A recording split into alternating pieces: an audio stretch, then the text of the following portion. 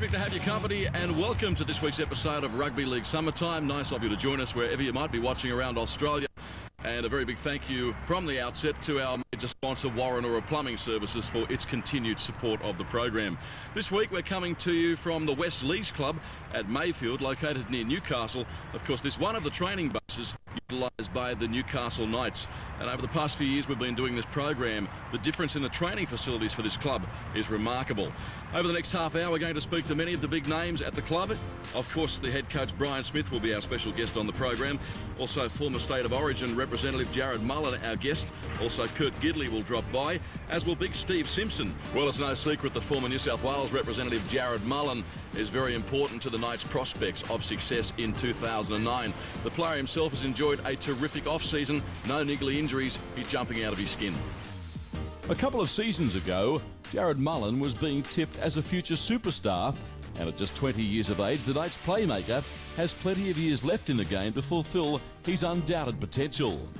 The Singleton Junior has enjoyed an outstanding off-season, and he is using the disappointment of the club's finish to last season as added motivation in 2009. We were pretty confident going into the season. I thought we recruited very well last year, and we'll pretty disappointed not to make the eight. You see how far the New Zealand Warriors went. They only just beat us, beating Parramatta the last round. And look how far they went. So we're pretty disappointed in that respect. But we put that behind us and just looking forward to this year. From your perspective, 100% fit, no niggling injury at this stage? Nah, fingers crossed, nothing at this stage. The last couple of seasons I've had a few surgeries, a few niggles, so I've missed a few sessions, but I think I've trained every session this off-season, so yeah, really looking forward to it. That's a scary prospect for opposition, because Jarrod Mullen's had a full off-season, unhindered. Yeah, I don't know about that, but a few people debate that, but yeah, I'm really looking forward to it. 2009 represents head coach Brian Smith's third term at the Knights, and Mullen says he and the club's senior players can see a newfound professionalism under the former Dragons and Eels mentor. Yeah, definitely. When he first came in, he made a few changes, and it was a bit up in the air. A few people were criticising it, but I think we did it for the good. And I think the club's really looking going forward this year, and he trained very well and very excited. You talked about your own off season. The club in pretty reasonable shape overall when it comes to the rehab for this time of year. Yeah, it's a lot better than last year. We had a fair few people in rehab last year. It's very hard to get combos together, especially in pre-season. But we've only got I think about 4 or 5 in rehab. Only really niggling injuries, nothing too serious. So it's very exciting. What about your own game? What's the coach working with you on for 2009? Just building on every aspect of my game. No one's perfect, and I can always work on anything I can. And I'm always working my kicking game, running game, everything I can. So the coaches have been really helpful in that respect for sure. I mentioned the blend of youth and experience a little earlier. Is that the club's best asset in your view? Yeah, I think so. You got the old heads like Steve Simpson and Ben Cross, and I suppose Dan Toller's got a bit of an old head on him these days. But Kirk Gidley. But we've got good young juniors coming through, and everyone's going to look at us like we didn't recruit many over the off season. We've got sort of George Adira, Isaac Gois and Ben Rogers, but we've signed a good young kids coming through, and very excited for that. You're watching Rugby League Summertime, proudly supported by Warren Plumbing Services. Back in a moment.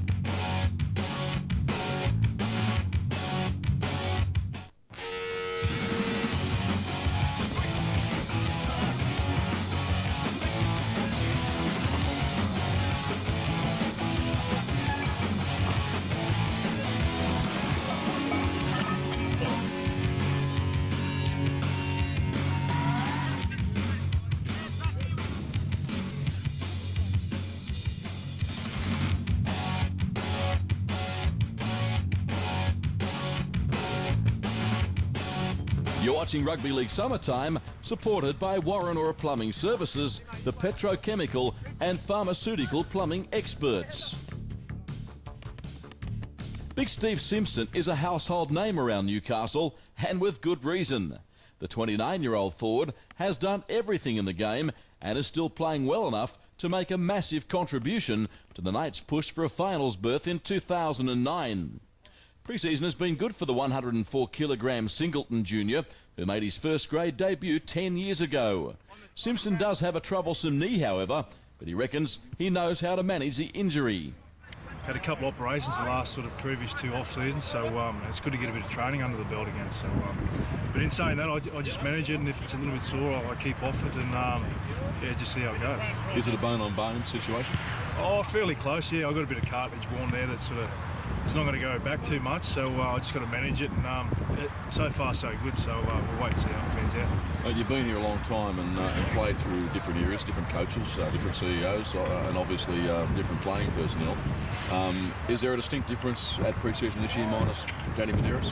Yeah, it's a bit different. Obviously, all the previous pre-seasons I've had, Bedsy's been a part of it, so he's a big loss to the club. But in saying that, it's a great opportunity to have someone like Isaac the Gois and Georgie Nadira to come to the club as well. So looking forward to playing alongside them guys as well. But in saying that, Bedsy's a great player and will be missed.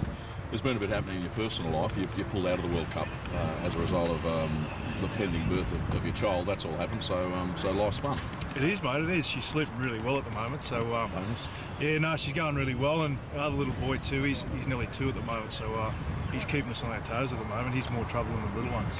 Despite the physical challenges that a long career in the NRL can create, Steve Simpson insists the off-season is still something he very much enjoys. I do, I enjoy it. It's been pretty good this year. I suppose you look at the last couple of off-seasons, they haven't really run before Christmas type thing in the previous couple, so it's been good to get out there and do a little bit of work. I've needed it, so body's sort of fallen away, and I just tried to get on the park the last few years, so I'm hoping to sort of get a bit of a gain this year and go a little bit stronger than what I was last year.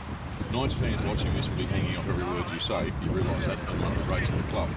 What are you forecasting for the season? What sort of message do you have for Knights fans that obviously had a season last year I think to feel proud of? There were some very good signs and a reasonable season overall. Yeah, there was. I think we changed the way we played a little bit last year, so I think it's good. Like, unlucky not to make the playoffs, but this year it's a definite goal to make the playoffs. I think we've got the side to do it, and I think our younger players that year sort of better off too. They've got a bit more experience and a bit more confidence from another good off-season for them. So yeah, definitely the playoffs are the goal this year, as are most sides, but I think it's something we can really achieve. Steve, at the top of today's program, I commented on the improvement in training facilities at this club that I've seen over the past few years. Obviously, very Brian Smith in the way that has improved. What else has the coach built the club? Oh, I suppose a lot of experience.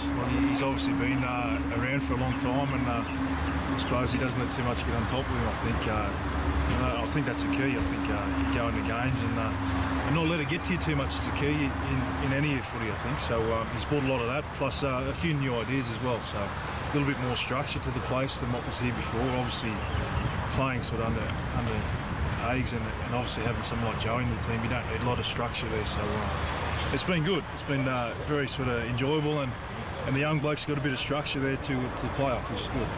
Final question, what more do you personally have to achieve in the game, your goals? Obviously another grand final wins, I think, the key. I think everyone would like to win at least one, and some players have been lucky to do it a few times, and I think that's the ultimate in the game, so yeah, I'd like one more of them would be great. Kurt Gidley is one of the NRL's truly elite athletes. Boasting a fitness level that is the envy of many of his fellow players, the 26-year-old is as dedicated to training as anyone that's ever played the game. Gidley is on the comeback trail following knee surgery, but he's confident he'll be right for round 1. Yeah, not too bad. It's probably come a little bit slower. I'd like to be out here training with the rest of the boys, but just sort of take my time and make sure it's right when we come back. You're confident you'll be right for round 1? Yeah, I mean, hopefully. I mean, all the doctors say that'll be plenty of time for it to heal and get back into it, so I'm looking forward to getting back out there and training. You're certainly playing a major role in directing the troops at training. You mightn't be that hands-on yourself, but you're certainly talking up a storm.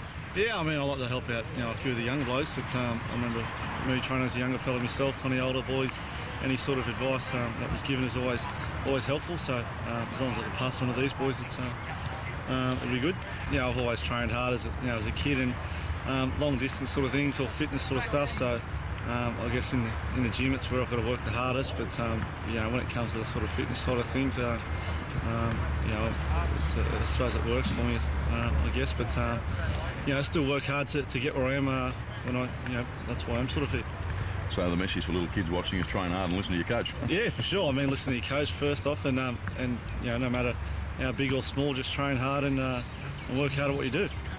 Kurt Gidley enjoyed a great season in 2008, and by his own admission, he managed to achieve some personal goals that he set for himself this time last year. That being said, the Knights star won't be satisfied with anything less than a semi-finals berth in 2009. I had some goals that I achieved last year, but as a club point of view, I'd like to play in the semis again. I'd played there for a couple of years, and with a fresh group of guys at the club, I'm keen to get these younger fellas in the semi-finals as well. At club and rep footy, you've obviously played various positions in recent times. Your own take on it, where would you like to play, given first preference?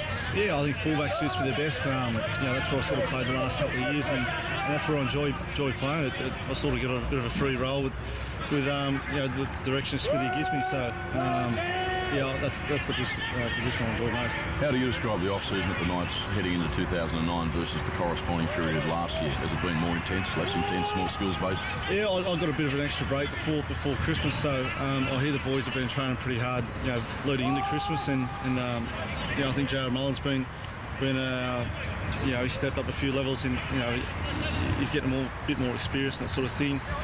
Seymour's still here, Crossy's amongst it as well, so I think we've got a good sort of group of younger guys and older fellas.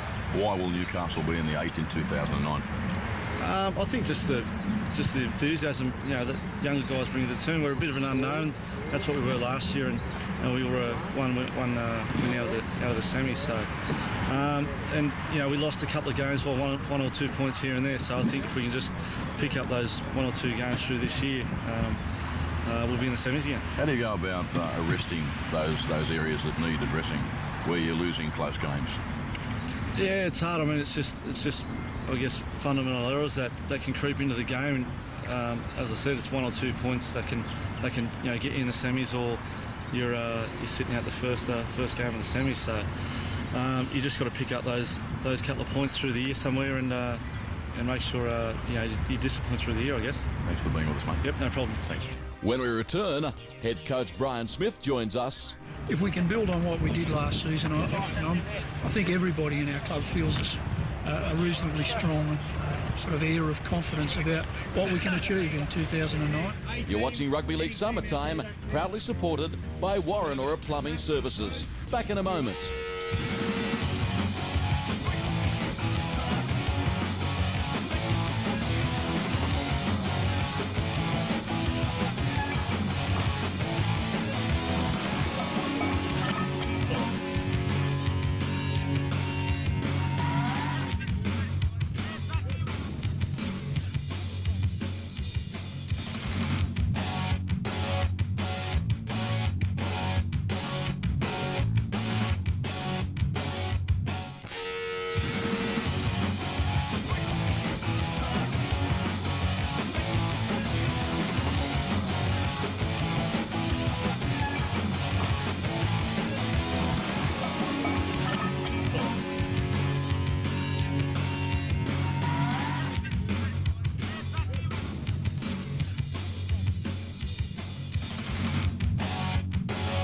You're watching Rugby League Summertime, supported by Warrenora Plumbing Services, the petrochemical and pharmaceutical plumbing experts. After a torrid first season at the helm of the Knights in 2007, Brian Smith appears more relaxed heading into the new term, following what was a vastly improved showing last year. Yeah, it was a really enjoyable year. We had a fair bit of pressure and a lot of uncertainty about ourselves, I think, before we started. We had a lot of new guys into our club and a lot of young fellas. They came together pretty well for us. We had some great moments. Not quite enough to be fully satisfied, but I think it's placed us well for 2009. Yeah, I think it would appear that you had a philosophy heading into last season of trying to recruit size first and foremost, and possibly a youth policy. And gee, guys like Houston, they repaid your faith tenfold. Yeah, we had a lot of guys poke their heads up last year as players with a big future. In 2009 really now for for us all, for me as their coach and all the staff here, as well as the players themselves individually and collectively, is trying to bring that out again in a second and in some cases a third and a fourth year of first grade footy for them. If we can build on what we did last season, I think everybody in our club feels a reasonably strong sort of air of confidence about what we can achieve in 2009. It's another one of those years where we feel like we can go forward. There's no doubt that in many ways you've gone back to basics here too and established a much stronger foundation. In the 3 years we've been doing this show, I can't believe the difference in professionalism and the difference in training facilities, just for starters. Yeah, there's been a lot happen behind the scenes for the Knights. There's been a few things happen at at board level and CEOs, etc. But in terms of the sort of day-to-day operational stuff with the football itself, we've got this really classy facility here at West's Balance, and we're no longer got players being strapped with their feet hanging over the back of a ute and the portable toilets. This is a world-class facility that we operate out of. Strength and recovery, and just about everything is run across sports scientists.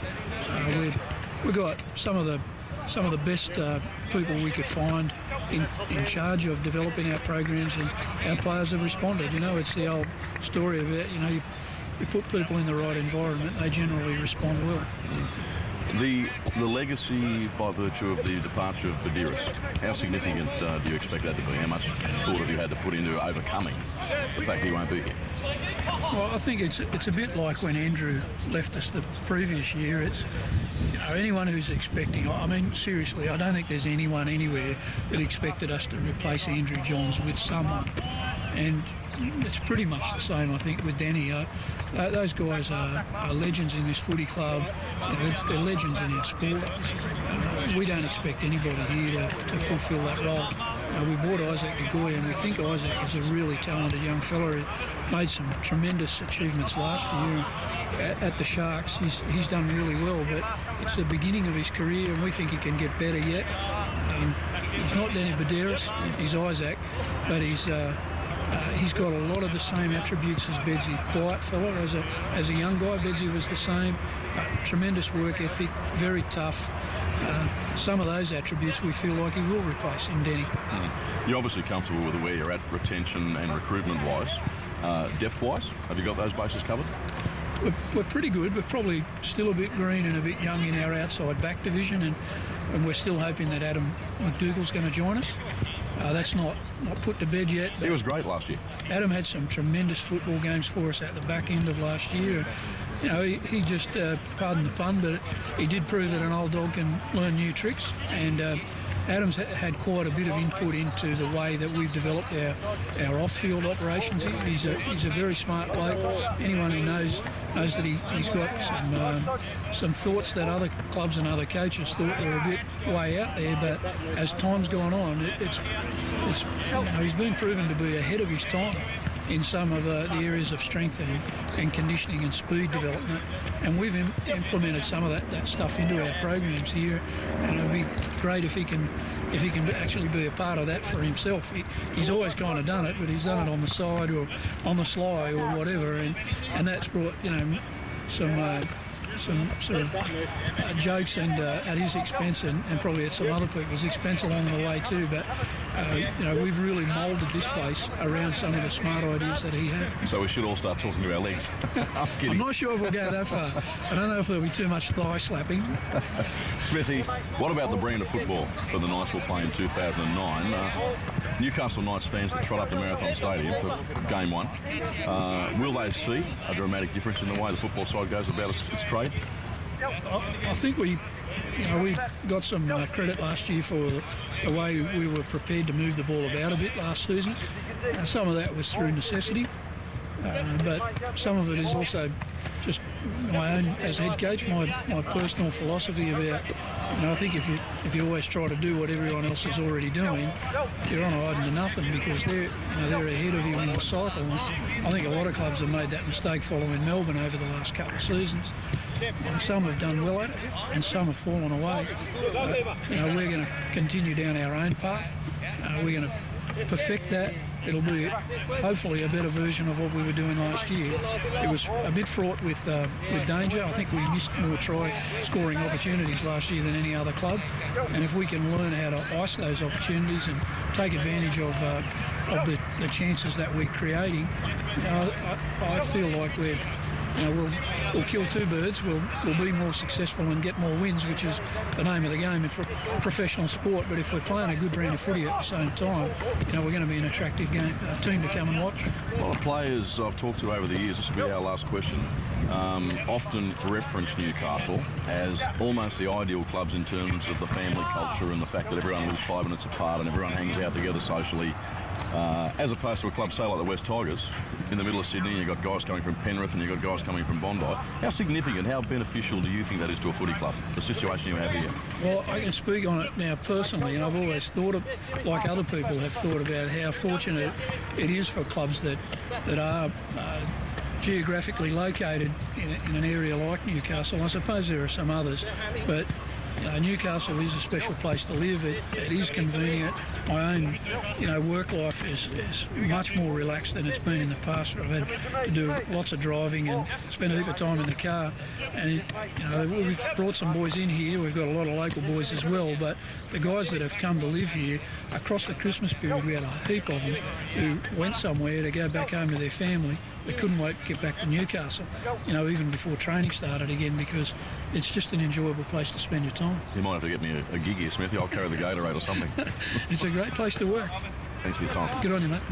Yes, head coach Brian Smith, very confident about the prospects of the Knights in 2009. Right now on the program, let's have a look at the club's gains and losses approaching the kick-off to 2009, commencing with the gains. Obviously new recruits Isaac de Gois, George Nadira, Ben Rogers and Jimmy Fawcett. The losses, Danny Badiris to England, Chris Bailey, Jesse Royal, Matt White and Terence Siu. The club will be playing 2 pre-season trial matches. Let's have a look at that information now on screen. The first of them on February 21, when the Knights tackle the Storm in Melbourne, followed 1 week later by a clash against the Sharks at Cessnock. Once again, thank you very much for your company on today's episode of Rugby League Summertime, proudly supported by Warrenora Plumbing Services. We'll see you in the same time slot again next week. Thanks for being with us.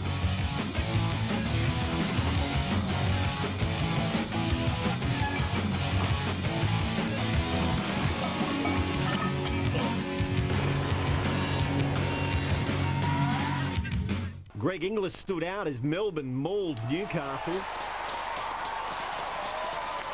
The Knights losing new hooker Isaac de Gois to a shoulder injury. And the Storm roared to a 22-0 lead before the Knights got into the match, but by then it was too late. There's also an injury worry for Newcastle hooker Isaac de Gois, the man brought in to replace Danny Badiris. Clinton Fletcher, 9 News. Newcastle coach Brian Smith has launched a strong defence of NRL players after the dramas at Manly. It comes as the Seagulls today named Brett Stuart in their side to play the Bulldogs. As Brett Stuart left Manly court today, his career under a cloud, rivals are furious. All players have been tarnished by Manly's infamous season launch. I think anyone who's sort of lumping us all into the one barrel over what is probably less than 1% of players are involved in, are ill-informed. The veteran coach says an alcohol ban isn't necessary. Instead, he accused Rugby League's critics of being too eager to take a shot at the code.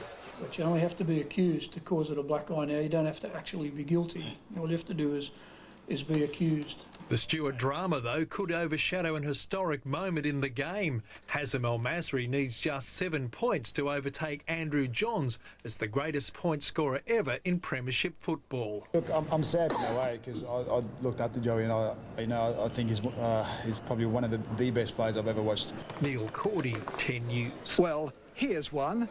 Hazem Maseri with Andrew Johns. The Bulldog winger needs only 7 points to go past Joey's point-scoring record of 2,176. I can't speak highly enough of Joey, and it's sad that I have to sort of break it, but he'd say, no, one day someone's going to come along and break mine. El Masri has scored 145 tries and 795 goals.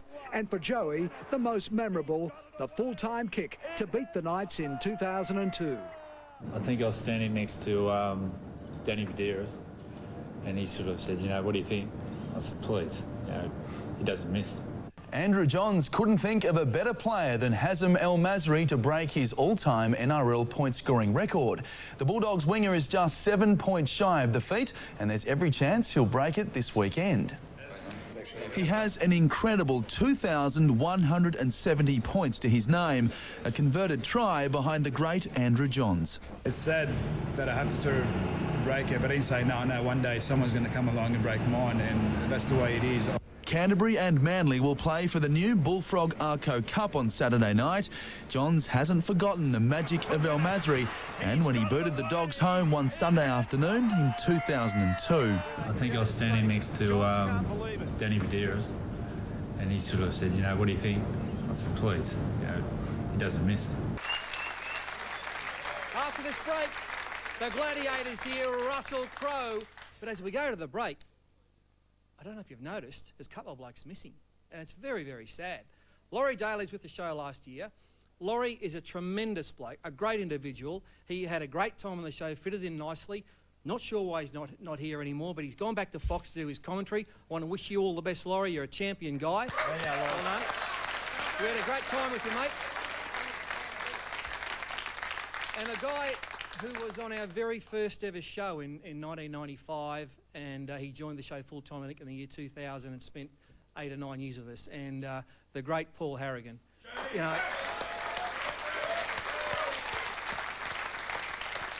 He's also left the show, and we've become great friends. He is a great man. He's salt of the earth, and to not have him down the end of the panel, chuckling away and messing things up, and that's gold. Chief, lovely tribute. we are going to miss you so much, mate. We're already missing you. Chief, here is our tribute to you, champ.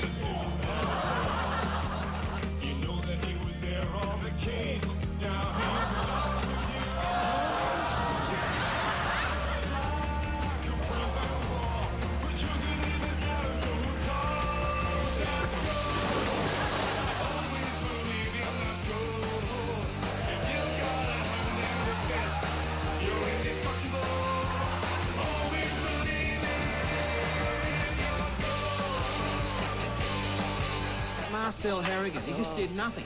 It's like on the football field, Finnegan, he's the biggest cat I've ever seen play football. What's going on, pal? Just saying what a great player he was.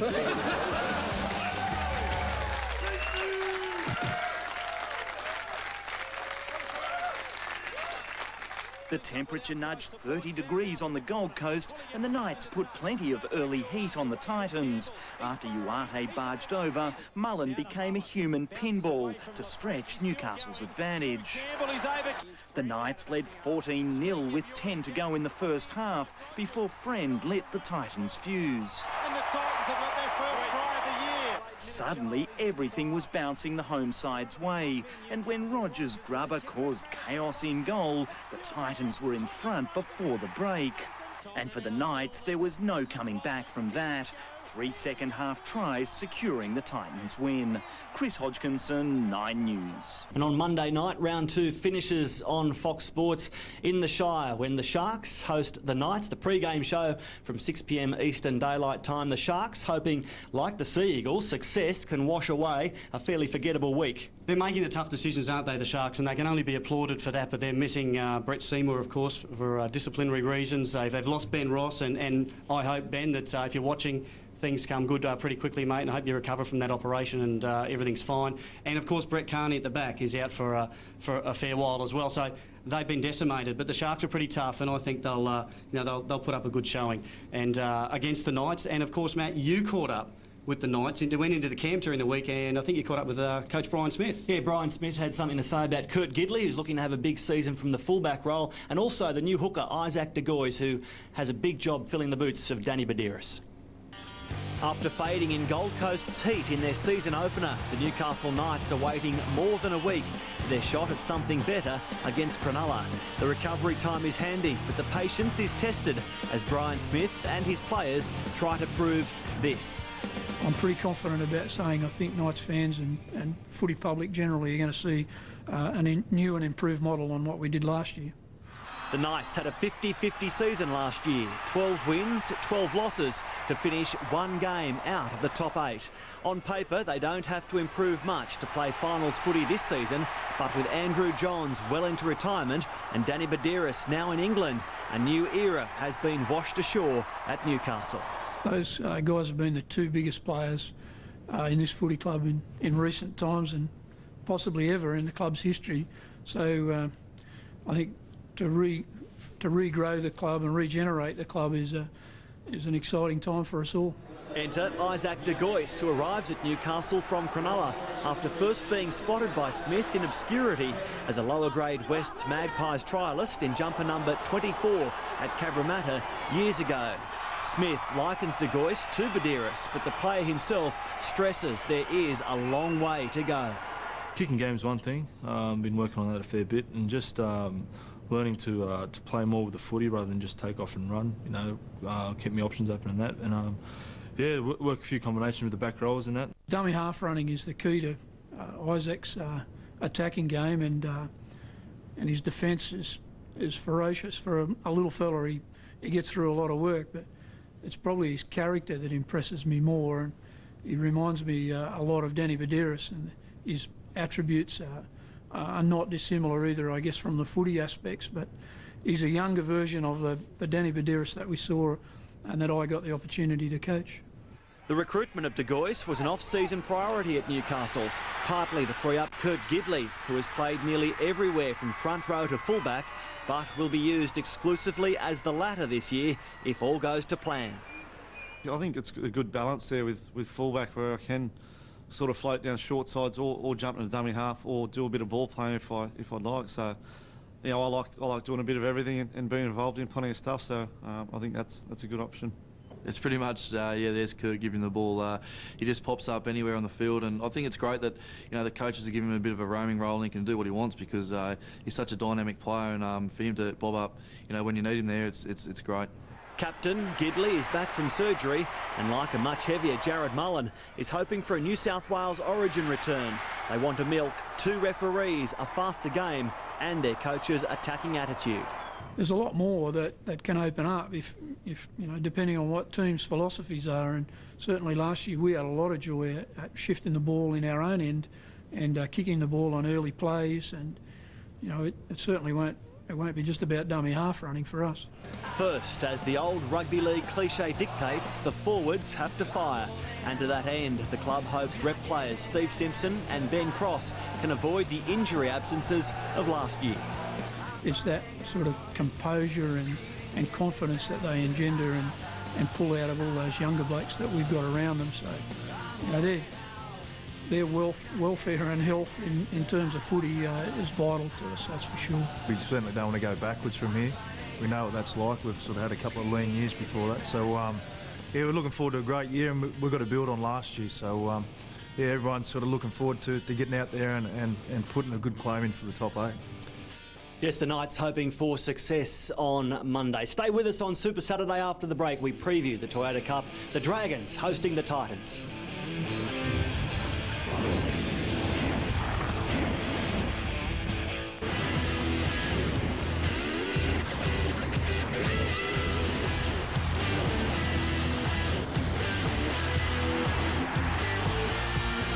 It's the Sharks and the Knights on Monday Night Football.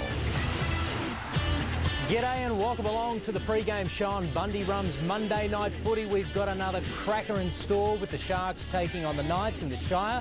There's Trent Barrett. Didn't he add a touch of class to Cronulla's first up win last weekend? They'll need him to fire tonight as well, as will that man, Newcastle's half, Jarrod Mullen. He was terrific against the Titans last week, scoring a great solo try in the first half. Can he guide the Knights to their first win of the season? Sure to be an intriguing match, a war of attrition in the Shire this evening. Brian, a new 1 and a new 7 for Cronulla. You know Blake Green from your Parramatta days. Does his inclusion change the style of football they play? Oh, I don't think so. Greeny played a bit for them last year. He's obviously well acquainted with them, and everybody's acquainted with Greeny these days. It's you know, he's well known by everybody. I think not just because he was at Para when I was there. Tonight marks game 507 for you. Can you recall a season that has started with such a high skill level? Normally caution is paramount, especially in the early rounds. Yeah, I think it's a really positive sign for our game. I think it's also probably a reflection on the two referee system. And, you know, to be fair, you still hear a lot of talk about grinding it out and, you know, batten down the hatches type footy. And I think fans today expect a bit more than that from full-time footballers and coaches and clubs. You know, we've got an awful lot of time to play some skillful football now if the right environment in the game is created. And, gee, I'm like you, mate. I've been really excited by what I've seen, and I hope I am tonight. Yeah, Brian Smith there with a smile on his face. Looking at the Knights now, boys, of course, Brian Smith has made a change in his halves combination. Ben Rogers has been dropped. Scott Giroux comes in. Jarrod Mullen, of course, has been working with Andrew Johns, working on his timing, when to run, when not to run. Of course, he scored a good try last week against the Gold Coast Titans in round 1. I guess Andrew Johns wants him to run, though, when the forwards are more tired. Well, that's what you do as a halfback. You need to conserve energy and take the opposition on when you've got more gas in your tank. You use your footwork. He's got a good running game. But one thing he tried to do last week was probably overplay his hand. He's only played 54 NRL games, so he's still learning his trade. But what better player to learn from than the great Andrew Johns? Andrew will not only work on his skills, but work on the mental approach. You walk him up and down the field, ask him questions. What would you do in this situation? Fifth tackle, you're placed in a corner. Where should you be looking to kick it? Third tackle, middle of the field. What are you doing? Eyes up, counting numbers. All those little processes which makes you a good halfback. Andrew Johns would be working on that with Jarrod Mullen. He certainly has plenty of composure, Jarrod Mullen. He also spoke to Andy Raymond. Jarrod, in a losing team, what positives did the side take from the Titans game? I think because we started well, we can take that into tonight. You know, we know we're going to have to start good against the Sharks. You know, we know they're a physical side, and you know, if we can try and get on top of them early, that'd be positive because that's what we're going to try and do to us. So that's probably positive. But you know, negative is that you know we sort of slipped away there after we led 14-0. So if we can get out to a lead like that tonight, you know, hopefully we can hold it. As a result, what's been the focus on the training paddock throughout the week? Yeah, mainly holding the ball, especially after points. You know, we dropped the ball a fair bit after points on last weekend, and you know, you just can't do that in first-grade football. So we're going to have to hold the footing, complete our sets, and play it down there. Jarrod Mullen there, he will be a real threat to the Sharks' defensive line tonight. Speaking of threats, Ricky Stuart, the Sharks coach, has already told us on our pre-game show he sees Isaac de Gois and Kurt Gidley as real short-side dangers from that 20-metre zone to the sideline. They have to be wary. Well, he'd know better than anyone, Ricky, wouldn't he? He's had Isaac de Gois for a couple of years, 2007, 2008 here at the Sharks. We're just talking about Jarrod Mullen picking his time to run the football. Isaac de Gois is very good at that out of dummy half. Once they've got the Knights going backwards, the Sharks going backwards, de Gois will run and talk, and Gidley, he'll take Gidley with him down that short side. They've formed a very dangerous combination early in the career of Isaac de Gois in a Knights jumper, so that will certainly be something that they'll have to watch. Yeah, there was no clear-cut favourite on Monday Night Football last week between the Tigers and the Raiders. It shapes up as a similar game here tonight, of course, between the Knights and the home side, the Sharks. We'll see how it fares, boys.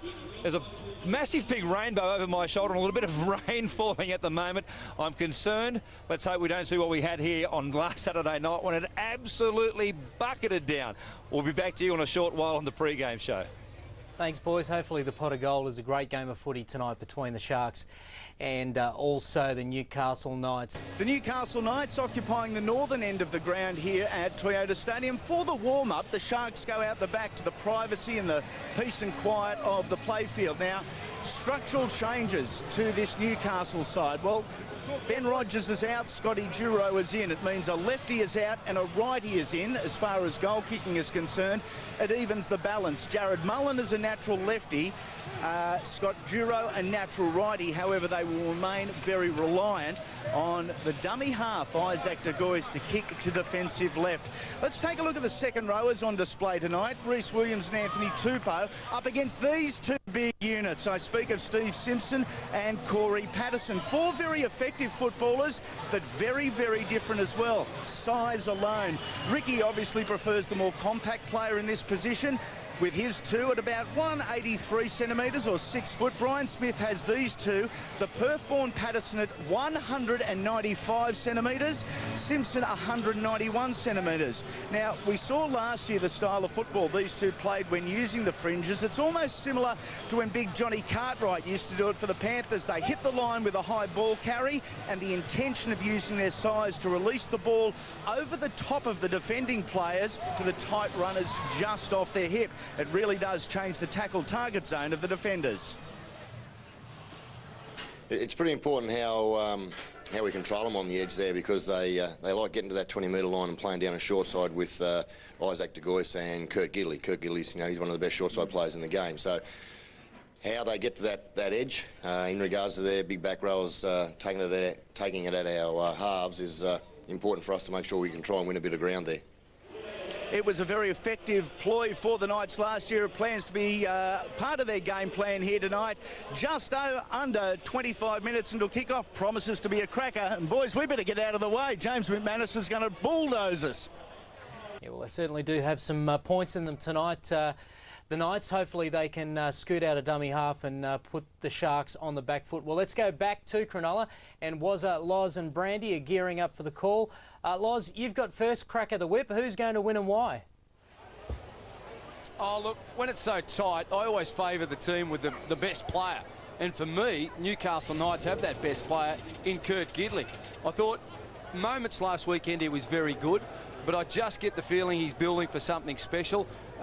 He's one of those guys that can produce something from nothing. I heard Junior speaking about short side plays and also the ability to provide plenty of energy for this Newcastle side around the middle of the park. I think that's one area they'll look to expose the Sharks tonight. In short, I agree with him. What do you reckon? I think the Knights also, but I've flicked. I thought the Sharks early in the week, even with Carney and no Ben Ross, but when they lost Brett Seymour, I switched. I thought that's too much of a loss, certainly in attack. They only scored a couple of tries last week, although the conditions were terrible. I just think the Knights might have more points in them. Even though the Sharks are gritty and they'll be tough to beat here at Toyota Park, I think the Knights have just got too much attack. Thanks for that, guys. Well, so far the Monday night poker machine is all the Knights at the moment. Let's go to Andy Raymond and see where his cash is. Boys, this is a very mentally tough outfit, the Cronulla Sharks. Laurie mentioned it earlier about the Greg Bird saga. That was the last time the Sharks were faced with real adversity. The Friday night after that, they ventured to Leichhardt Oval. It was the biggest win of their season, 26 points. I'm tipping the Sharkies. All right, so Andy going with the Sharkies. Gordy, what do you reckon tonight? It's a tough one. Yeah, I'm going to go the Sharks. Look, I just think that they're at home, and these two sides traditionally in history shows that they're really tight games, and they both roll up their sleeves and fight over a bone. There's not going to be much between them. Home ground advantage. Trent Barrett, that play that Junior showed when they're going to isolate the guys. The Knights had too much trouble, I think, on their edges last week. Wiz? Sharks for me. We'll just keep rolling along. Rick will have these boys fired up tonight, and they'll give it to the Knights, because I don't think the Knights are fit enough, Junior. No Brett Carney, no Brett Seymour for me. I don't know if there's enough points in the Sharks tonight. I think the Knights will get there. Well, I think that there's going to be too much scooting from dummy half from the Knights, from the likes of Kurt Gidley, as you mentioned, and also Isaac de Gois. So the Knights for me as well. But let's see what TAB Sportsbet thinks on tonight's game. They were hot favourites earlier in the week, the Cronulla Sharks. They have been a little bit easier over the last couple of days or so. And at the moment, they are $1.70. They've firmed up again, so I wonder whether Rennie Matua has had something to do with that. The Knights, $2.10, the most favoured margin 1 to 12, and it should be a close one. That's what I go. 1 to 12. The Sharkies there tonight at 2.90. It's always going to be a tough battle. That's what Gordon's indicated. And top try scorer, Gordon, something you were not part of a lot of times in your career. Pomeroy. Pomeroy, that's it. Good work. Gordon's on fire tonight. No, mate, listen, well, how many did you score in your career? Plenty. Plenty. I reckon I scored more than you. Yeah. I don't count. You would never pass the frigging thing.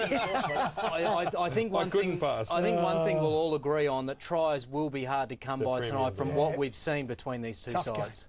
Tough game, and goal kicking might be the difference too. And you know the Sharkies have a fair goal kicker too in Cavell. It's sure to be an absolute ripper. That's another pre-game show done and dusted. We're going to be back at half-time to discuss what has happened to that point. But it's now time to hand over to our team at Toyota Stadium for the game call. And Wazza, it looks like the Fanatics have been warming up nicely for the big clash tonight. They are ready to rock as ever here on Monday Night Football. The Sharkies Fanatics, here they are, ready to cheer their team on for what they hope to be a second straight victory to get 2009 underway. Let's get the show underway. This is Monday Night.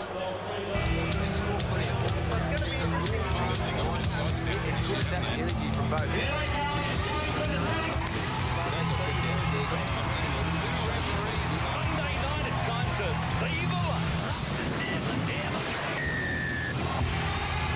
The Sharks might be broken and busted, but with Trent Barrett running the show, there's still a lot to be excited about in the Shire. Newcastle's Monday Knights will have a lot to say about any plans for a Sharky party, with Kurt Gidley coming to town with a band of not-so-merry men.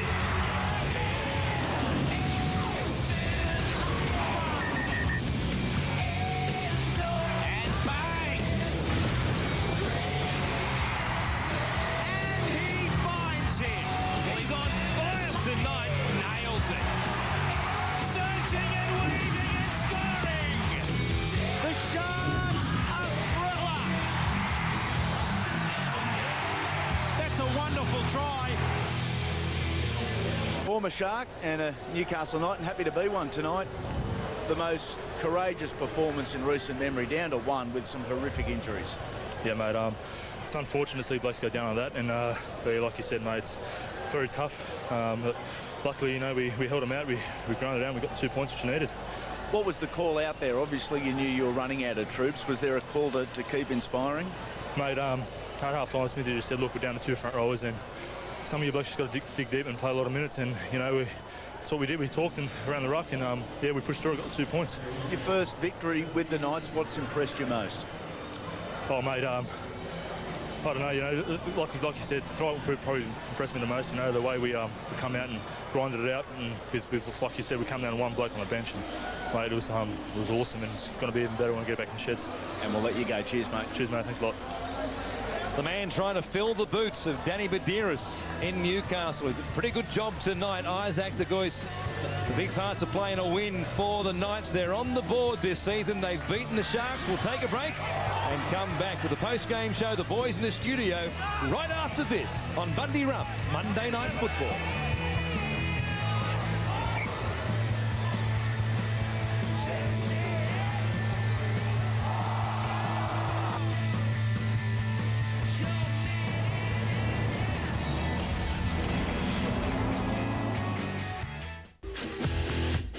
Welcome to the post-game show here on Bundy's Monday Night Football. Brian Smith is a happy man tonight, if you can believe it, because his Knights upstaged the Sharks 24-12 at Toyota Stadium. There you go, Brian, you're happy. Maybe he just saw the stats, Junior, because this is amazing. Well, yeah, it's a really courageous win for the Knights away from home. Have a look at the statistics there in terms of the possession. They had most of the possession down their end of the field, the Knights. The Sharks, it really doesn't say much for the Sharks' attack. They had 44 tackles in the Knights' opposition, or in their 20-metre zone. 44 times they could come up with 2 tries. One of those tries was from a kick. And they didn't capitalise on the field position. Basically, they were very impotent in attack, I suppose you could say. They really struggled for options for creativity in attack, but that takes nothing away from Newcastle. Newcastle defended grimly, given the fact that we spoke about their injury toll. They were down to 1 interchange player. That was just a really gutsy effort. Oh, the casualty ward tonight. Obviously, we spoke about Mullen and also Simpson in the first half. Cameron Ciraldo. Now, we're not going to show you the vision just in case you're eating dinner, but my goodness, that injury to him was horrible. That was tough. That was scary. Very scary. But I got to say, have any of you guys seen anything like that before? Yeah, Glenn Lazarus. Glenn Lazarus over in Wigan when we had the split in the Super League, went and played the World Club Challenge. Glenn Lazarus did that, and Anthony Mundine has twisted their foot around and like their ankles come out and separated the bone like a Minicello. But I watched Glenn Lazarus' foot go the opposite way as well. So a little bit lighter. Yeah. Is Ciraldo to Glenn Lazarus to come back, but it does look, it's a long process to come back. So let's hope that there's not that much damage and he can come back as soon as possible. Well, let's have a look at the second half highlights, and it didn't take long to get the scoreboard ticking, courtesy of Chris Howson in the 44th minute. And this really was some pretty soft try line defence. I thought he sold that very, very well, because I'm still not 100% certain that he actually scored the try. Scotty Jarrod was fantastic tonight, brought him to the side very, very late. Kicked us 40-20, they then went on to score the next try, Junior, in the 47th minute, and that was Fiosa scoring the try there, which he ran into a beautiful hole. But defensively, Cronulla have been known to be nice and tough, but tonight, they just looked lacklustre, didn't they? Yeah, they had some real gaps in and around the edge of the ruck. Good solo effort here, dummy to go through the rookie Blake Green, but it was a disappointing defensive effort from Cronulla. Their attack was flat, but their disappointing defensive effort, because a couple of the opportunities there was 7 line breaks that the Knights had come up with. Given the fact that they had those injuries, they still come up with a lot of line breaks, which wouldn't please Ricky Stuart at all. Great to have you with us on our post-game show here on Monday Night Football. Just repeating that the Knights have got up tonight over the Sharks at Toyota Stadium. Now, also, we want you to stick around because we've got that vision of the Bulldogs' victory, of sorts, if you can call it a victory now, over the Penrith Panthers the other night, where we can prove that there were 14 players on the field at that time, and we'll show you that shortly. But now let's go to the press conference. The Knights victorious this evening. In the presser is Brian Smith with his captain, Kurt Gidley.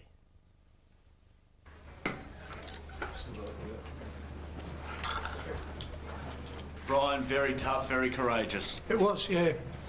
It's funny how, well, it's not funny, that's the wrong expression. It's amazing how we came here tonight and you guys have been asking questions all week about, how Cronulla might react under the adversity that, that they've had prior to the game. And yet the way the cards came out in the deal, it was us that had the adversity within the game. Maybe they were disrupted in their prep. I don't know. Ricky will answer that stuff for you, but it was a tremendous, blue collar, hard working, just keep going. We had some guys there tonight that played 80 minutes that they could have been subbed after 30. Unfortunately, it looks like it's going to be pretty costly, Brian. There's always one undertaker at the party, isn't there? That has to bring up all the bad stuff. But we'll face that tomorrow. It is positive on Cameron, though. The ankle's back in or partially back in at the moment. We understand. You know more than I do, mate. Haven't heard. Brian, where does that rank as far as wins, I guess, in your time at the club? Oh, it'd be definitely the best while I've been here, but I'm a Johnny-come-lately at the Knights. But, it was a tremendous win. You guys will rank it, the ones that have been at the Knights for a long time. I've been observing the game, but it was certainly a tremendous performance that took a committed effort from every single bloke. And you remember that, we probably still are the team with the fewest number of NRL games credited to each player. We've got a lot of young guys there, guys like Uate and Scotty Jarrod and Junior S.O.O, even Chris Houston and Pato and Keith Lalia. There's truckloads of them there that are that sort of game. Hopefully, will help them to understand what everyone's talking about when you're talking about digging deep and just playing for one more set. And if you play that, you get that often enough, something will turn around for you. The game will eventually turn around for you. Well, now they'll know what that's like. They understand what they're actually physically capable of at their best, because it took their bloody best tonight to get it there. Brian, Scotty Giroud's performance tonight, what would you say about that? Yeah, about what I'd expect of him. He's a talented boy. We did something a bit different. We're doing a bit of different stuff at the Knights this year. Scotty actually did the homework for us for this game. He came to watch while we were in the Gold Coast.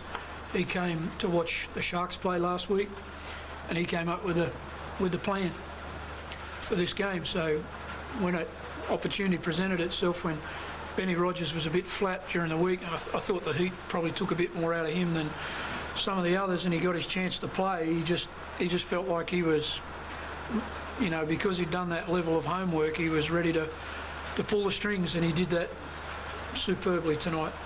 But he's done that before, you know. Is that his best game in first grade you can Again, I don't know. He hasn't had a lot, and he's been pretty good on other occasions, but he was certainly important to us tonight.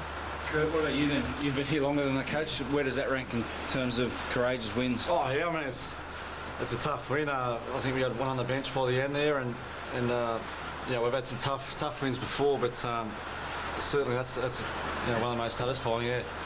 What's players of that calibre too? I mean, Jarrod's your main playmaker, Simo's your most experienced forward, and you just got used to all that, and then you lose Ciraldo for the game in the last one. Two huge blows in the first half and not far into the game. So, yeah, we spoke about this year, about just before the first game and then this game, about being more tough and more consistent and just making our defensive line, you know, more stronger when it's under pressure. So I think, you know, we've done that last night and we stuck to it. What did Scott say to you when Brian said he did his homework? What did he bring back to the club? I don't know. He probably told Smithy more than us, but I don't know. Yeah, he came down the other week and done his stuff, but he probably had better off asking Smithy more about that one. Yeah, I think he probably didn't bring anything too new to the coaches, but he saw it for himself, and instead of being told, he worked it out for himself, and you know, that's something we're trying to get going at our place. We give everybody an opportunity to present to the other players what they know about the opposition, what they think can work for us, and they tend to respond better than when they're hearing it from each other rather than hearing it from the same cranky old coach all the time. So when did you start bringing Scott in and leave Ben out? Definitely yesterday, but I had my eye on him, you know, had him ready for it from early in the week, and he knew that I was thinking it was a possibility, but we were just waiting to see how Benny went. Thankfully, you know, Benny's got a good opportunity now to get himself fresh and play against his old club, and Dukes will be back for next week as well, so that gives us a couple coming back the other way.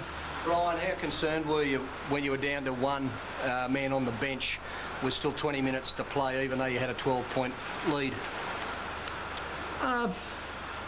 No, I thought, you know, obviously I was worried that we might have another one, and that would have been curtains perhaps, but no, even right at the end there where Trent took the ball at the line underneath our goal posts, and you know, Ben Cross comes from inside like he should do, and made the tackle over the top of him, and that's how I felt pretty much we were. You know, we probably, you know, put the cat amongst the pigeons a few times, but we kept having guys scrambling, working hard for each other, and you know, I got to say I never ever felt like we were going to get beaten.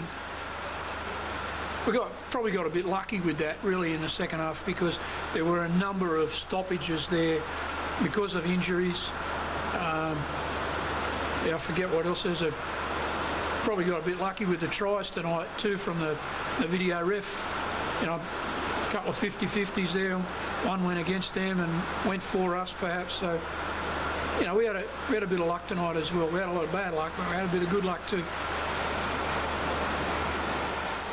Speaking of luck, lucky that rain stayed away. How loud was that in the press conference? But certainly some interesting comments there from Smith, particularly the ducks and drakes, I suppose, surrounding Rogers and Giro throughout the week.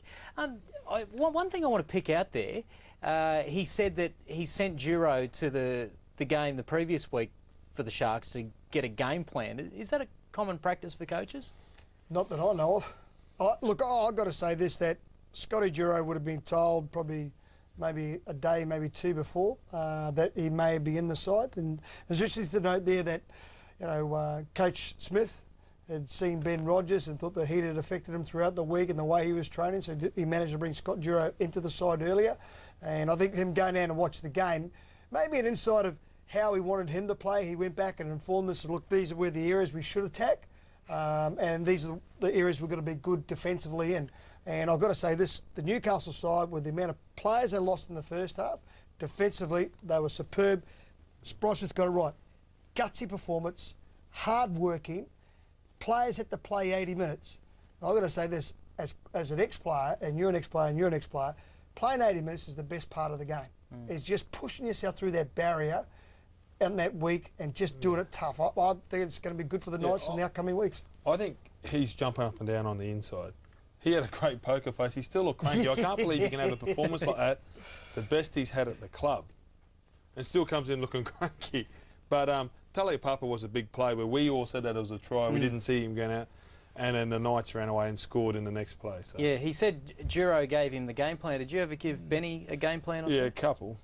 Yeah. It didn't work. Yeah, well, that was one up for Gordy, two up for Gordy. Let Gordy have a kick and goal. Yeah. But on a serious note, though, I mean, the coach's role is to get the most out of his players, and obviously he felt that Scotty Giro would benefit from going along and looking at the Sharks play and coming back with some ideas. No doubt he did. And if you've got 17 players and you've got a coach, you've got 18 minds is much smarter than one player or one coach dictating terms. So to use the collective intelligence of your team is smart. I mean, it's the thing that most coaches would do.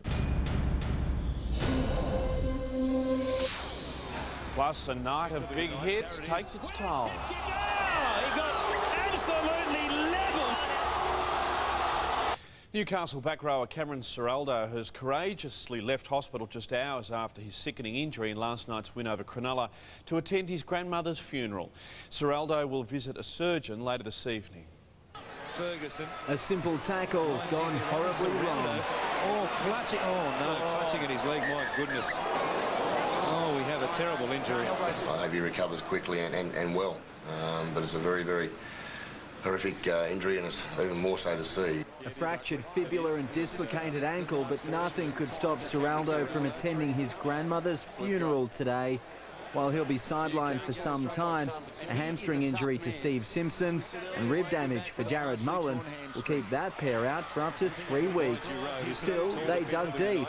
Physicality. He got absolutely levelled by Ben Cross. Mixed with sheer freakishness. Junior Sauer has a chance. He'll back his way into the in-goal area. Then he flips it out the back. I've got to say, I never ever felt like we were going to get beaten. We had a bit of luck tonight as well. We had a lot of bad luck, but we had a bit of good luck too. The Knights not the only ones showing character. It's just been a tough week for all the wrong reasons, and I just look forward to getting back out on the paddock in a couple of weeks and repaying my faith to you guys. Brett Seymour apologising for the behaviour which contributed to a tough build-up, a disjointed display, and ultimately a frustrated coach. It's been a pretty difficult week in regards to preparation, but certainly not an excuse. You know, we've got to be a lot better than that with the footy. The Sharks could be without Missy Talapapa for the clash with the Dragons because of a head slam.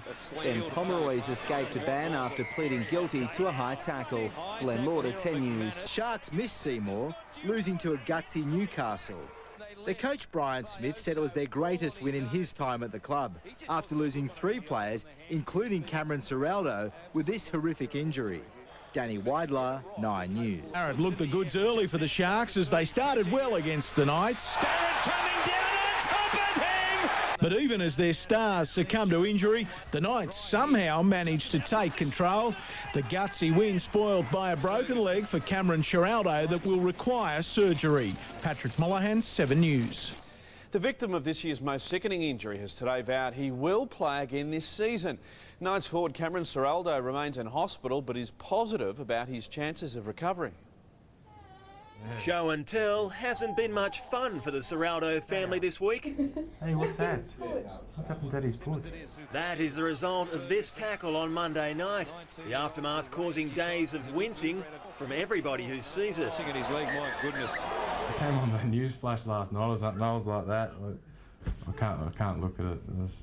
I just don't want to get that in my memory for when I come back playing. Ciraldo dislocated his ankle and broke his tibia. He'll need a plate and screws inserted and will spend the next 6 weeks in a cast.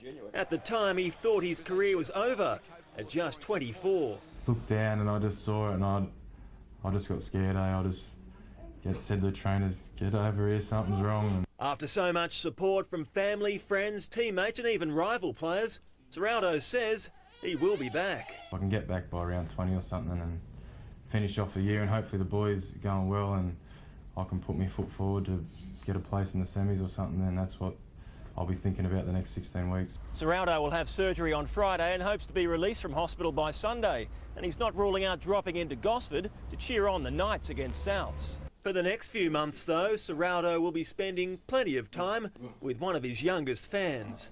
Adam Hawes, 10 News. Now, Laurie, there is a segment of the show we haven't seen it for some time, but I'm happy to say that now that you've returned to the show, I think it's time to pull this one out of the past and produce the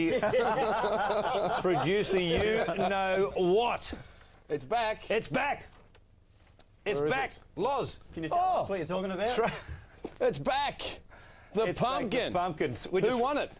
Well, let's. If you would throw to the item you're supposed to be throwing to, we could get to it. I don't know what I'm throwing to. I haven't been told. Just say, here's the pumpkin. Here is the pumpkin from Warren Smith. And then a brain explosion.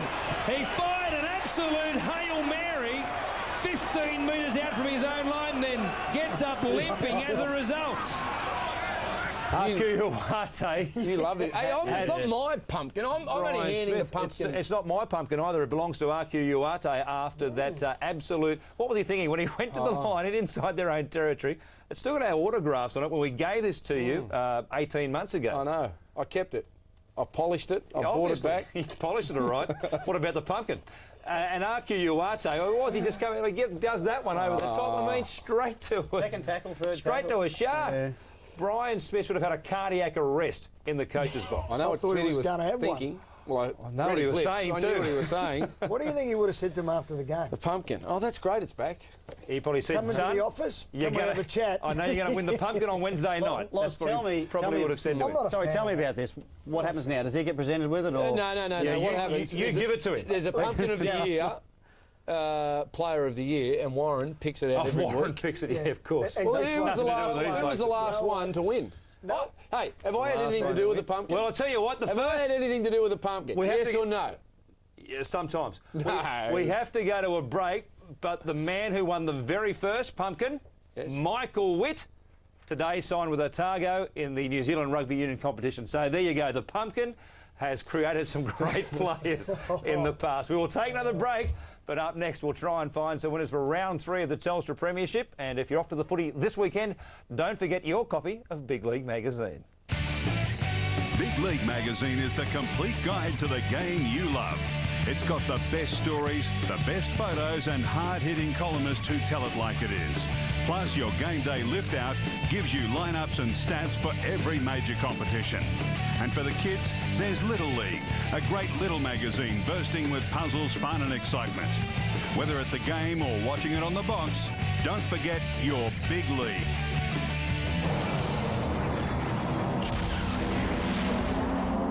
I just want to touch on one sad story in sport from last Saturday night. If you're watching the Super 14 rugby and you're a die-hard rugby league fan, you dead set want to puke when you see Timana Tahu, a great athlete, at the peak of his powers, 27 years of age, at the 64th minute, still waiting to get a run in the match. Now, Timana Tahu, publicly he is saying he won't come back to rugby league. Privately, I am hearing a different story. This is only the second year of a 4-year contract, but dead set. If a supreme athlete like Timana Tahu is only getting 16 minutes in a game of Super 14 rugby, then, mate, come back. We'll have you. I don't know which club will have you, but I'll put a buck in the head. Let's bring Timana Tahu back to rugby league. And speaking of one of his former clubs, now listen, the match on Sunday between the Knights and the Rabbitohs, it is actually a Rabbitohs home game at Blue Tongue Stadium, but this has got under the skin of the Newcastle Knights, and they want it known that the Central Coast is their area. In fact, the Knights went down the F3 this week to drum up support for the match, basically to spend some time with the locals at Wyong, not too far from the ground at Gosford, signing autographs, you can take the photos and all the rest. They just want it known it is still their area, despite the fact there will be a handful of games played at Blue Tongue Stadium this year. Let's have a look at the Newcastle side today. Their match notes for this game in round 3. They've won 4 of their last 5 against the Rabbitohs. They don't mind playing here at Blue Tongue Stadium, but, well, backing up after Monday night with all those injuries will be tough for them.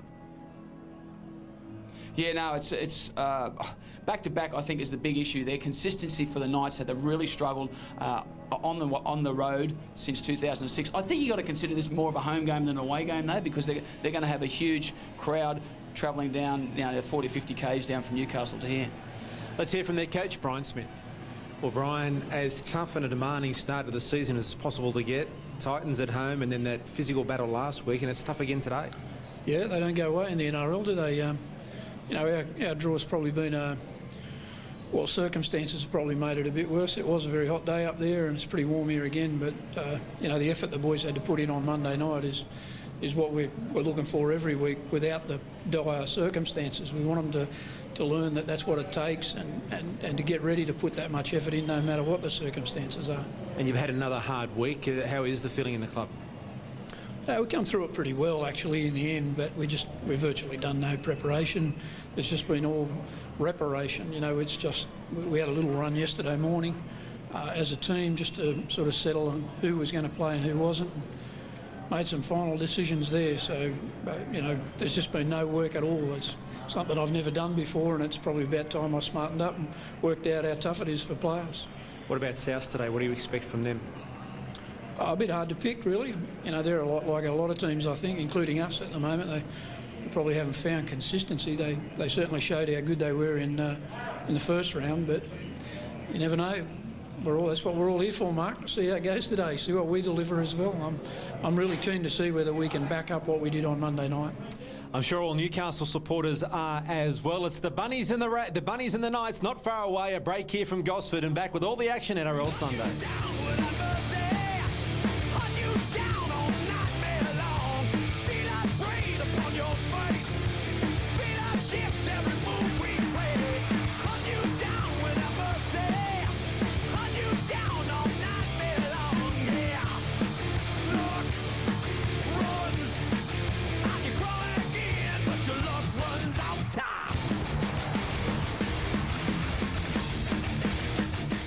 Taking on South, the Knights punted early against kicking on the final tackle. James McManus making the Rabbitohs look like bunnies caught in headlights. First set try Newcastle.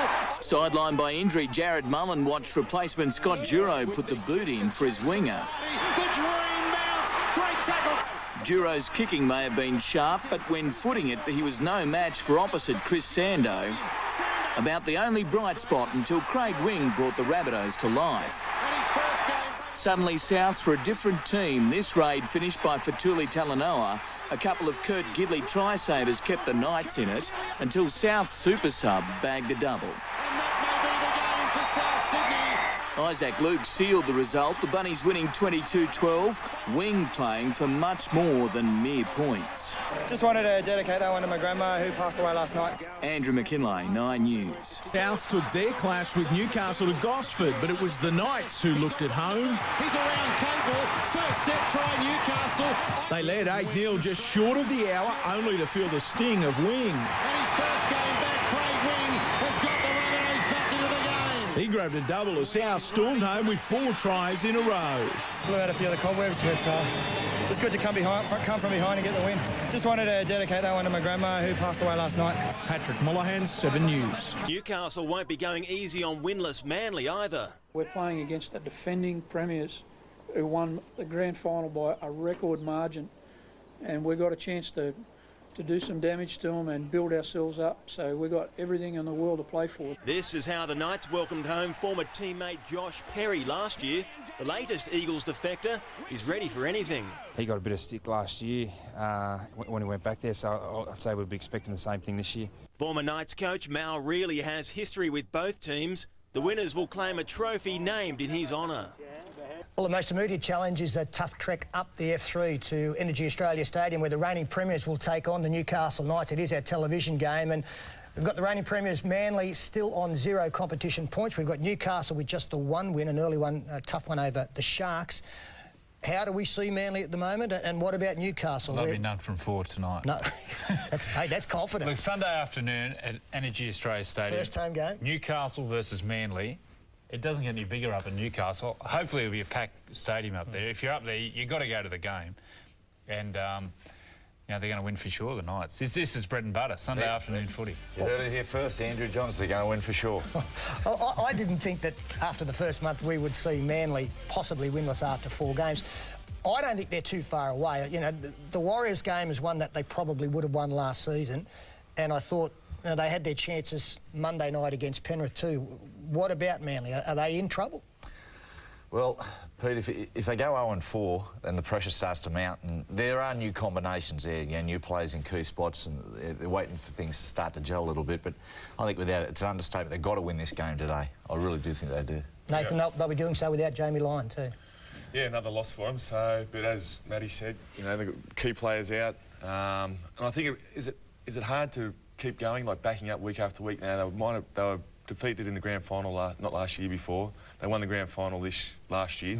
So how do you keep the passion going? Yeah. Like, do you get a bit tired? And well, you do pay the penalty for success as well. There's no doubt about that. You know, you don't get to play the same team that you did last season as well. You know, Stephen Menzies gone, Stephen Bell's gone. I just think they're struggling to find their rhythm. Last year, especially towards the end of the year, they built their wins on the back of defence, kicking early in the tackle count.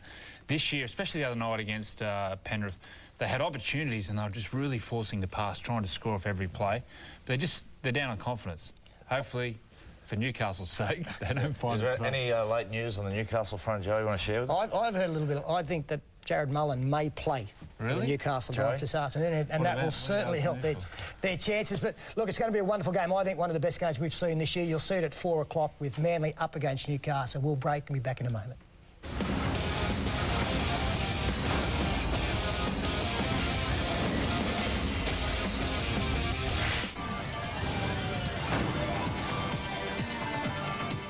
Never any shortage of news in the rugby league world, good and bad usually, and as usual, having it all covered in his Around the Ground segment. Timmy Gilbert joins us. Yeah, Pete, well, Joey just mentioned how big this game is this afternoon, Manly versus Newcastle at Energy Australia Stadium.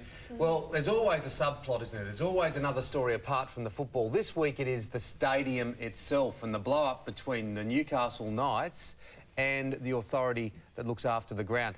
This is what the CEO of the Knights had to say this week, Steve Burraston, then we'll talk about it.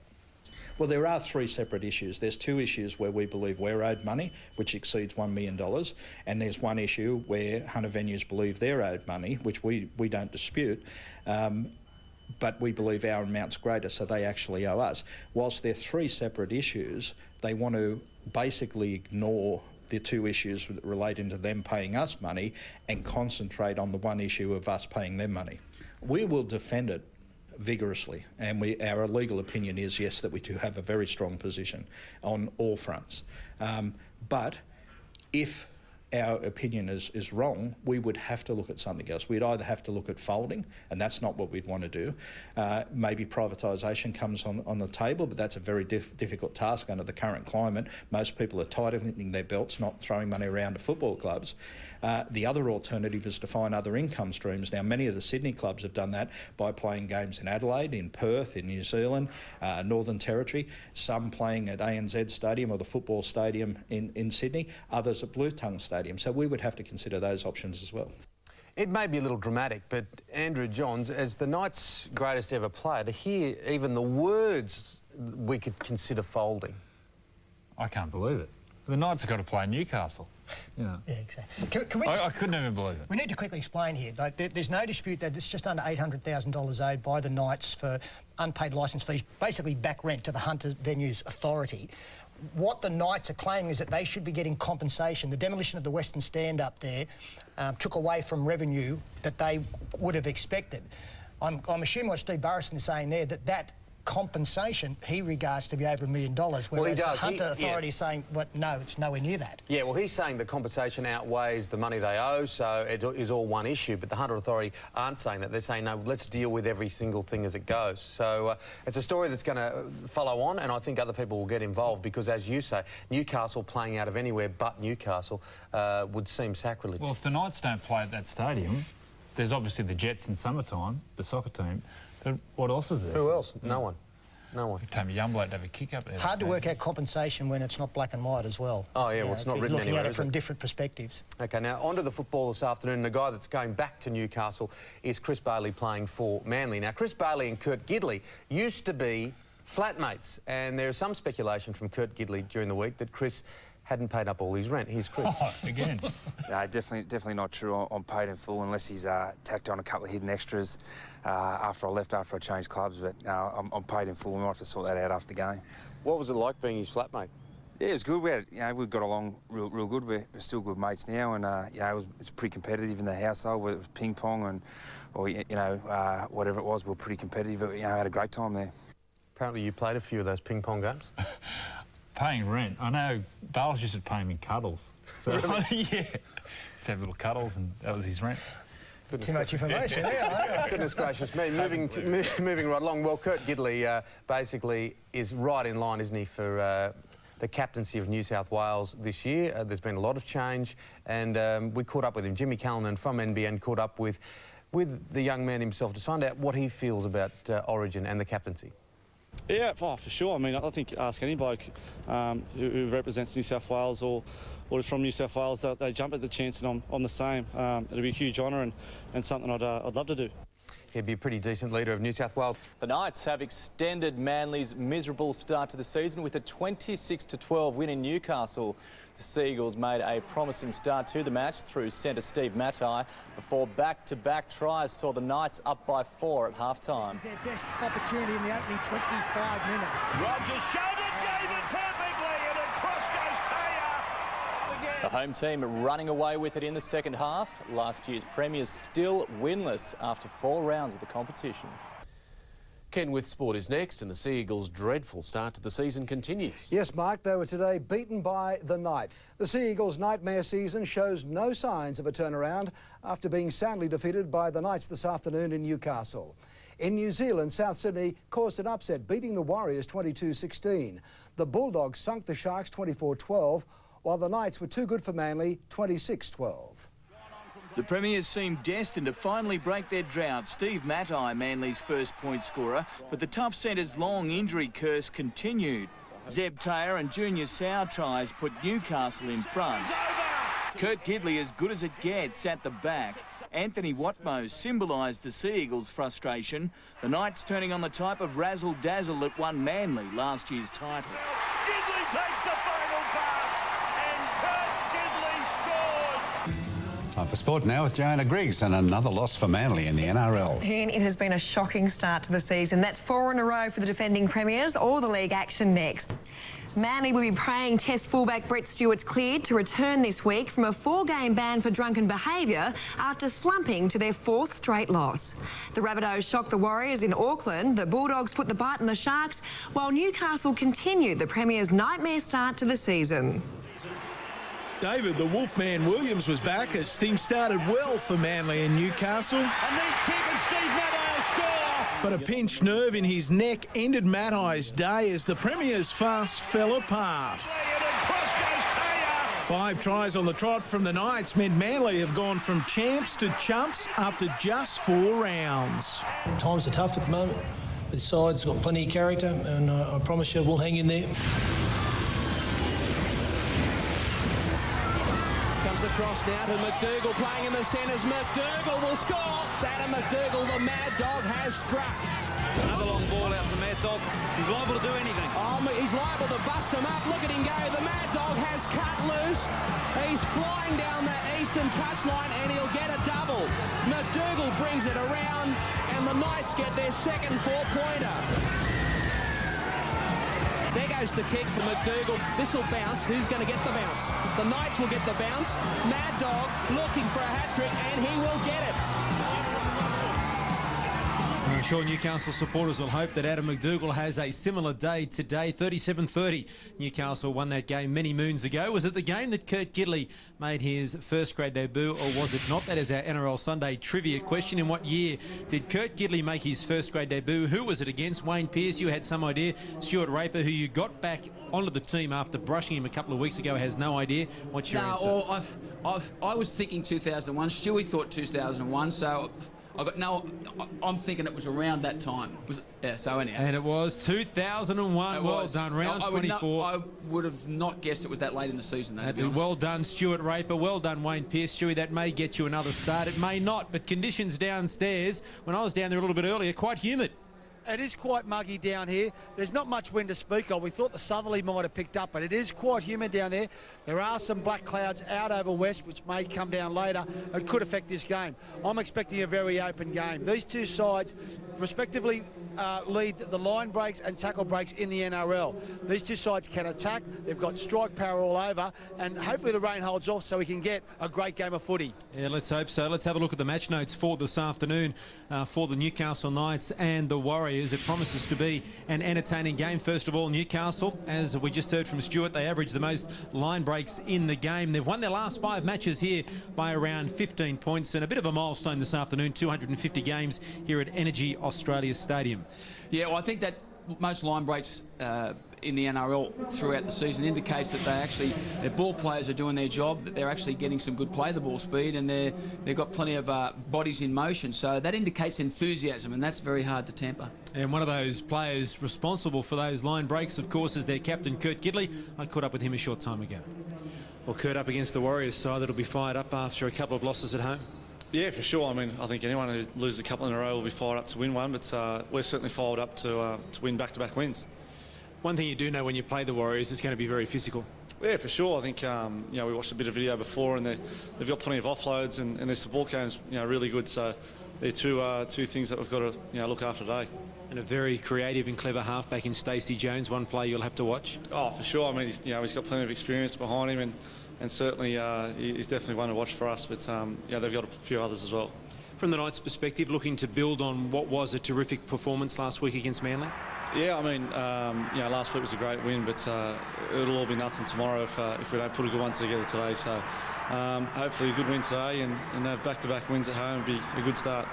How tough's it been? It's been a very tough start physically and mentally for the side. It's a long season, so how important is today's game against the Warriors after the start you've had and building on that? Yeah, for sure. I think most teams have been probably a bit inconsistent where they've win-loss or a couple of wins together. So if we can put a win last week and then today, I think it's going to be set us in a good spot for the start of the year. Gidley, they're the captain of the Newcastle Knights. As we look at the Warriors match notes, and they are a big physical side defensively. They can also take some putting down. And despite their poor away form in the past, their away form recently has been pretty good, and Ivan Cleary doesn't mind playing against the Knights as a coach. No, and that's those last two factors, winning on the road recently and Ivan Cleary's understanding of the Knights, will certainly give them a big lift. The tackle bus, well, that's really related, as you point out, to the size of the players, but also they've got good footwork. Their big men have got good feet, and that should result in plenty of open play, and I think plenty of points. Spectacular stuff, still going. Whoa, what about that one? There's no way to stop him. He's straight through. We have just seen magic.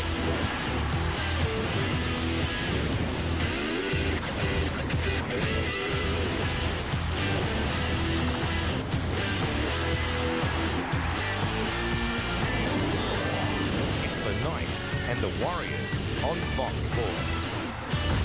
It is the 250th game here at Energy Australia Stadium, and the Newcastle Knights will be hoping to make it back-to-back wins, while the Warriors will be hoping it's not 3 losses in a row. Good afternoon, everyone. Welcome to Newcastle on this Easter Sunday for NRL Sunday Round 5 of the Telstra Premiership, for what promises to be a very entertaining game between two sides that lead the line breaks in the NRL. It was 5 tries to 4. It was in the end. It wasn't a pretty win by the Newcastle Knights. In fact, it was a bit of a sloppy performance overall. But it was one that you take the 2 points regardless. As a Newcastle coach, Brian Smith, he'd be certainly happy with the effort, but the execution was not up to what he would expect. Jarrod Mullen here. Jarrod, well, great win, but yeah, you let them come back in that game there. Yeah, they needed a Gold Coast on us, you know, come back at us, but we need to learn how to play from in front. They're a great side, they're big and strong, so I think we did all right to hold them out in the end, but we've still got to work on a few things. And yourself, only coming on 4 minutes before half-time, we'd be asking Brian for a start maybe in the near future. I thought you played a great game. Yeah, it wasn't too bad, mate. I think he's just trying to ease me back into it. You know, the ribs are still a bit sore, and just to get me out of the early fire, I think it's working pretty well, but yeah, I'd love a starting spot, mate, back for sure. Well, that's right, you've got the Dragons next week, so against the leaders, be a big one for you. Yeah, for sure, and mate, they're a great side. They play well against Preivew on Friday night, so be a good test for us to see how we go. Thanks very much, Jarrod, and well done. Thanks, mate.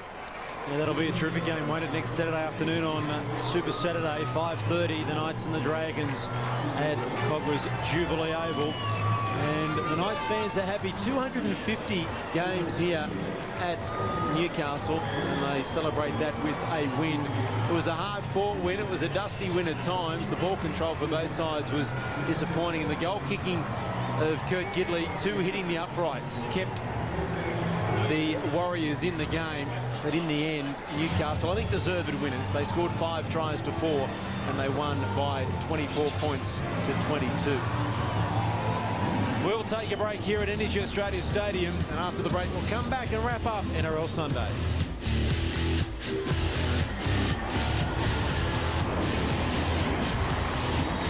Newcastle has scraped home against the Warriors in front of 13,000 fans at Energy Australia Stadium today. A double from James McManus guiding the home side to a 24-22 win. Tap back by Gidley, Mullen, Patterson, MacDougall, McManus with his corner. They've scored again here tonight. Kick. A missed conversion from Warriors winger Denon Kemp late in the game proved the difference. In Newcastle, Isaac de Gois dropped the ball in the first set, but bounced back with great backup. The Warriors tried to get downfield. A 40-20 was saved by Gidley. Then it was all level when McKinnon showed why he's rated one of the most dangerous fullbacks in the game. The Warriors blew up over what they thought was a forward pass from MacDougall. A few minutes later, no one was questioning an almost identical 4-pointer. The Warriors finished much stronger, but it was Mullen's refusal to die with the ball that helped get Newcastle home. Clinton Fletcher, 9 News. In Newcastle, veteran Stacey Jones put on an early try for the Warriors. Who's going to win the race? McKinnon will get there. But a double from Knights winger James McManus helped them to a 24-12 lead, and they hung on to win by 2. Patrick Mollahan, 7 News. At the Dragons, Wendell Saylor has sparked interest in his clash with long-term rival, the Knights' Adam MacDougall. I'm really surprised that MacDougall's playing.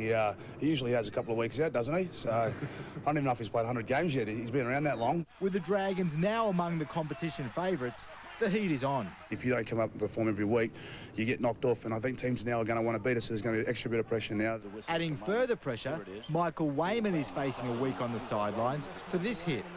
Plus, Mad Dog versus Big Dell, the old rivals' new war of words. I'm really surprised that MacDougall's playing. He usually has a couple of weeks out, doesn't he?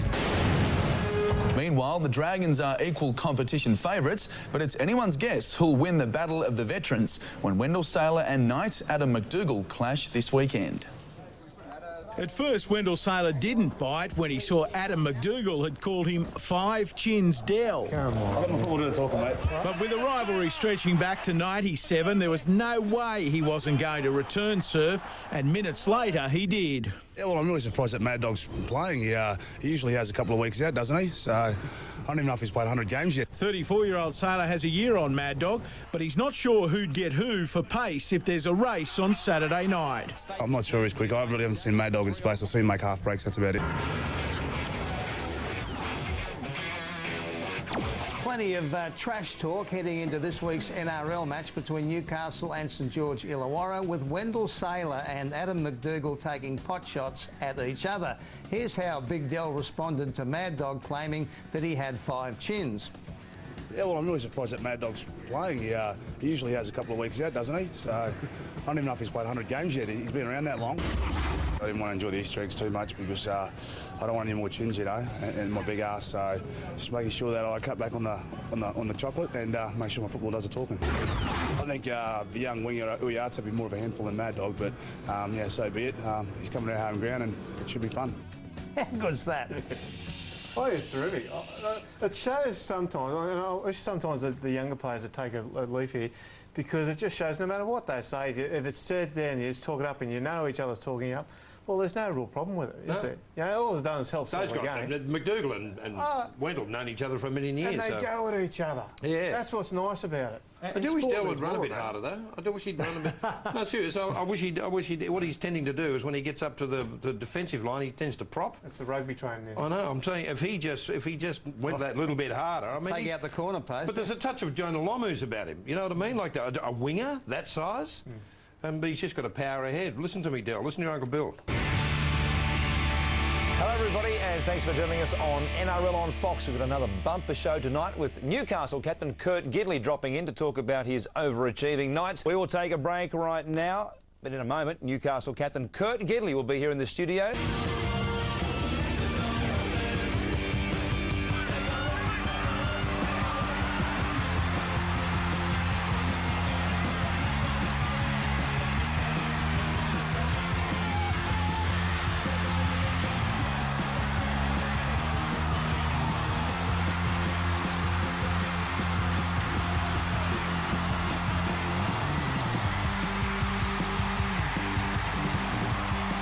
Yes, the Knights have got off to a winning start to the season, and it's no surprise that their captain, Kurt Gidley, has been killing them once again. Thanks for joining us, Kurt, and coming onto the show. Good evening, fellas.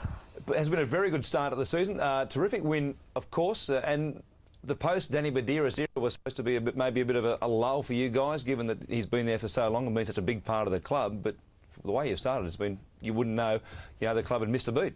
Yeah, I mean that's a big thanks to Isaac the Gois who the club signed, which is he's filled into Bedsy's shoes really well. So we've had after Joey left, we had a bit of a lull sort of thing with having to fill his shoes, and thankfully with Isaac coming, it's been a nice replacement. Yeah, you mentioned Joey and the halves, and there was a bit of a void there, but there's no problem there at all at the moment. Well, there's plenty of them. And when you got Scott Duro and Benny Rogers there, and then Jarrod Mullen off the bench, which I got to say, I had to take a second look at that a few weeks ago when it happened, but gee, it's working well, isn't it? Yeah, well, I think first with Smithy was sort of even tossing up to play Mullo a couple of weeks ago because it was only sort of a week back after a rib injury, so he certainly made a big impact off the bench for us guys the last couple of weeks. Speaking of that, of course, Knights coach Brian Smith has been juggling halfbacks for most of his tenure up there at Newcastle, and this season has been no exception, with Jarrod Mullen and Scott Duro both spending time in the number 7 jumper. Now it seems the coach is happy to play a rotation system, and NRL on Fox reporter Trent Higgs found out some more. Brian Smith has found the cure for selection headaches.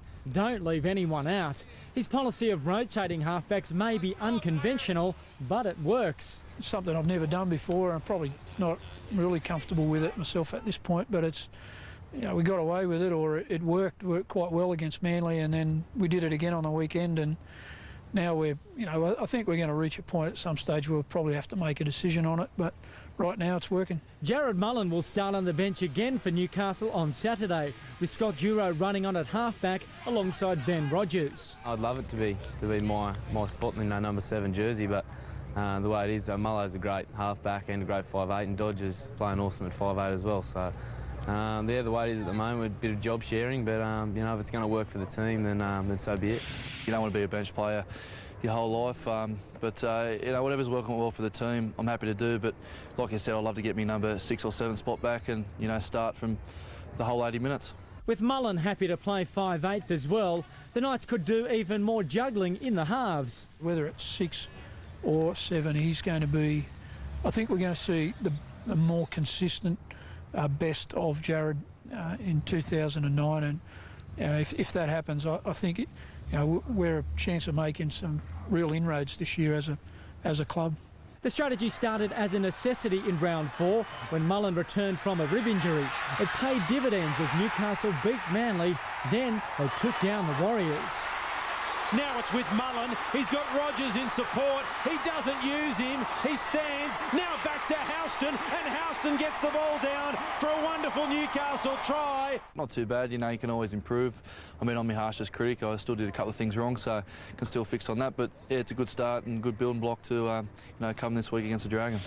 I'll guarantee you right now, mate, they're all going to see plenty of time this year. We're not going to finish up with, one of them sitting there watching the other two play every week. That's not going to happen. Mullen's performance against the Warriors has also put him squarely on the radar of State of Origin selectors, but he's well aware Peter Wallace and current Blues halfback Mitchell Pearce have a head start.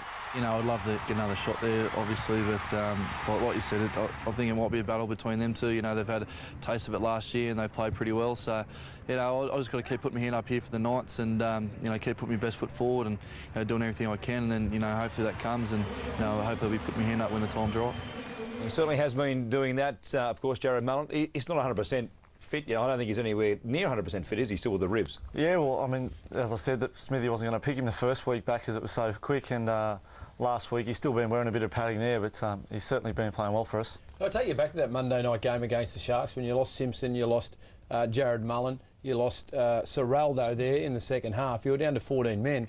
How much confidence did you gain out of that performance? Because it was one of the most gutsiest performances I've seen from a Newcastle Knights team. Yeah, I mean, to come away with that game with a win, it was a real tough sort of win in a close game, and Scotty Jarrod played a fantastic performance for us. And with those three guys, I think Mullen and Seymour actually went off in the first half, and they're two key players for us in the first half there. But and Ciro's injury was awful to see. And to come away with that win was a massive confidence builder. What about Brian Smith at the Newcastle Knights, third year in charge? He was renowned for being a bit of a defensive coach, but I think the Knights over the last couple of years under Brian Smith are probably one of the most attacking league sides in the league.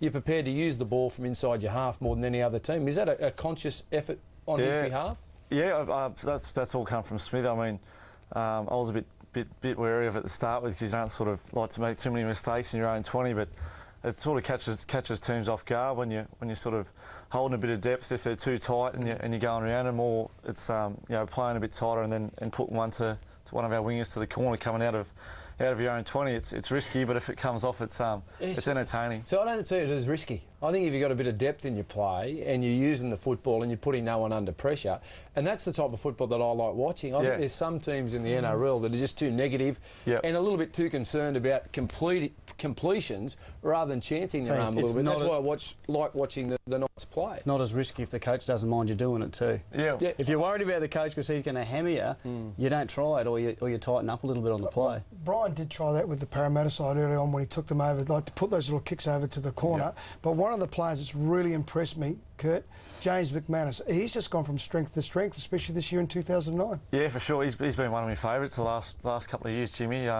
He's just been really consistent for us and improved each year. And he carries the ball as strong as anyone with the line, and the catching wise, he's as safe as a bank. Now you've got two of the oldest players out there, MacDougall and Wendell. Already been going at it in the papers and giving each other a hard time. Is it just the old blokes just trying to ramp this game up to get plenty of people down there to support? I think it's genuine. Their sledging is anyway. I know I find it quite funny. Does Duke still talk to his legs? I haven't seen him talk to his legs, but I always like to get like to sit down, whether it's an away game the night before a game, and have a good chat to him, or after last week's game and have a beer with him. it's always entertaining, and he makes everyone laugh. He's a great fella to have around. Isn't it funny that Wendell and Adam MacDougall go at each other? They play on opposite sides of the field, so they're not going to clash. Yes, actually, they are. Wendell's going to have his work. They will go looking for each other. Actually, I need to know about this bloke because he was in my fantasy side until he did his hammy last week. Is he going to play Akuila Uate? He's been training, so because he'll be opposite Wendell. It was like he's been shot by a sniper the game when he hit his hammy, because I think he's going great. Yeah, I think he was pretty close to scoring off a kick, and he pretty much hit the ground. But he's recovered pretty well, so good chance of playing. Yeah, I think so. Yeah. He's going so well that Laurie wants him in the country team in the City Country game, of course, out at Orange in a few weeks' time. But we won't talk about that because he can't talk about team selections, of course. How do you know I want him in the Laurie, don't tell fibs. Come on, tell the truth and shame the devil. Is my nose growing? Yes, it is. But then again, it can be hard to tell. No. Speaking of sackings and whatever else, you threatened to sack yourself from the goal kicking in the last few days. Are you serious about giving it up? I mean, you've missed a few, but you're not going that bad, are you? Oh, I don't think. Oh, yeah, I hope not. I had a few kicks today with Joey, which was really good. It's always good to get some advice from ex-kickers, and Daryl Halligan's another guy who he's happy to for me to call him and get some advice off. So I was striking him pretty well at the start of the year, and someone made the mistake, a reporter, to tell me that I kicked a certain amount in a row. So it's all gone downhill since then. As a goal kicker, do you lose your rhythm, or what's the thing that goes to make you struggle? That was it. That's what I spoke to Joey about today, and it's all in your run-up, I think, about getting that consistent run-up every time you go into the ball, and that's probably what I've been missing the last couple of weeks. So. With the work rate that you have, though, how are you when you go to line up the kick? Because you must be buggered at times. Yeah, that's another thing. That's sort of Smithy said to me as well. If I'm feeling tired and not focused enough to kick the goal, then we pass it on to someone else who's a bit fresher. It must be like, I guess the comparison for people who've never been in that situation would be like being a golfer. And it's just about your state of mind, really, isn't it? It's about sort of blocking everything else out and just having that repetition, doing the same thing each time, and hopefully coming off the boot well each time as well. Kurt, big game this week against the Dragons. Your forwards, they really have been paving the way. Mark Tahu, he's missed the first game, but come back in the side strongly along with Ben Cross. They really are leading by example. Yeah, Mark's he's a good story. He's come from local league rugby union in Newcastle, and to the hard work that he's put in to make first grade, he deserves a lot of credit for. And Crossy got Players Player last week, which he had one of the best games he's had at Newcastle. So hopefully those boys are on for another job like that again this week. We've mentioned James McManus. Just finally, Jamie Soward's kicking game has been getting plenty of raps in the last couple of weeks, and deservedly so. It has been terrific to see him doing what he's done on the field with his kicking game, his all-round game in general, but his kicking game in particular put the Broncos under pressure, likewise the Eels last week. It's going to be a tough night for perhaps yourself, James McManus, and also the likes of Uate. Yep, I mean, we do plenty of practice with every team and look at what sort of kicks their favourite kicks and that sort of stuff each week. But I mean, he's kicking the ball more than anyone in their team and in the comp. But so the more balls I can get to on the full, the better for our team. Good luck against them. We'll see it, of course, live on Super Saturday right here on Fox Sports. Thanks for coming down, and safe drive back. Yep, thanks very much. Kurt Gidley, captain of the Newcastle Knights, heading back up the F3. We'll take another break, but then we'll try and find some winners in round 6 and try and give Gary Freeman some advice on his struggling fantasy team. And if you're off to the footy this weekend, don't forget to grab a copy of Big League magazine, just like Wiz. Big League magazine is the complete guide to the game you love. It's got the best stories, the best photos and hard-hitting columnists who tell it like it is. Plus, your game day lift-out gives you lineups and stats for every major competition. And for the kids, there's Little League, a great little magazine bursting with puzzles, fun and excitement. Whether at the game or watching it on the box, don't forget your Big League.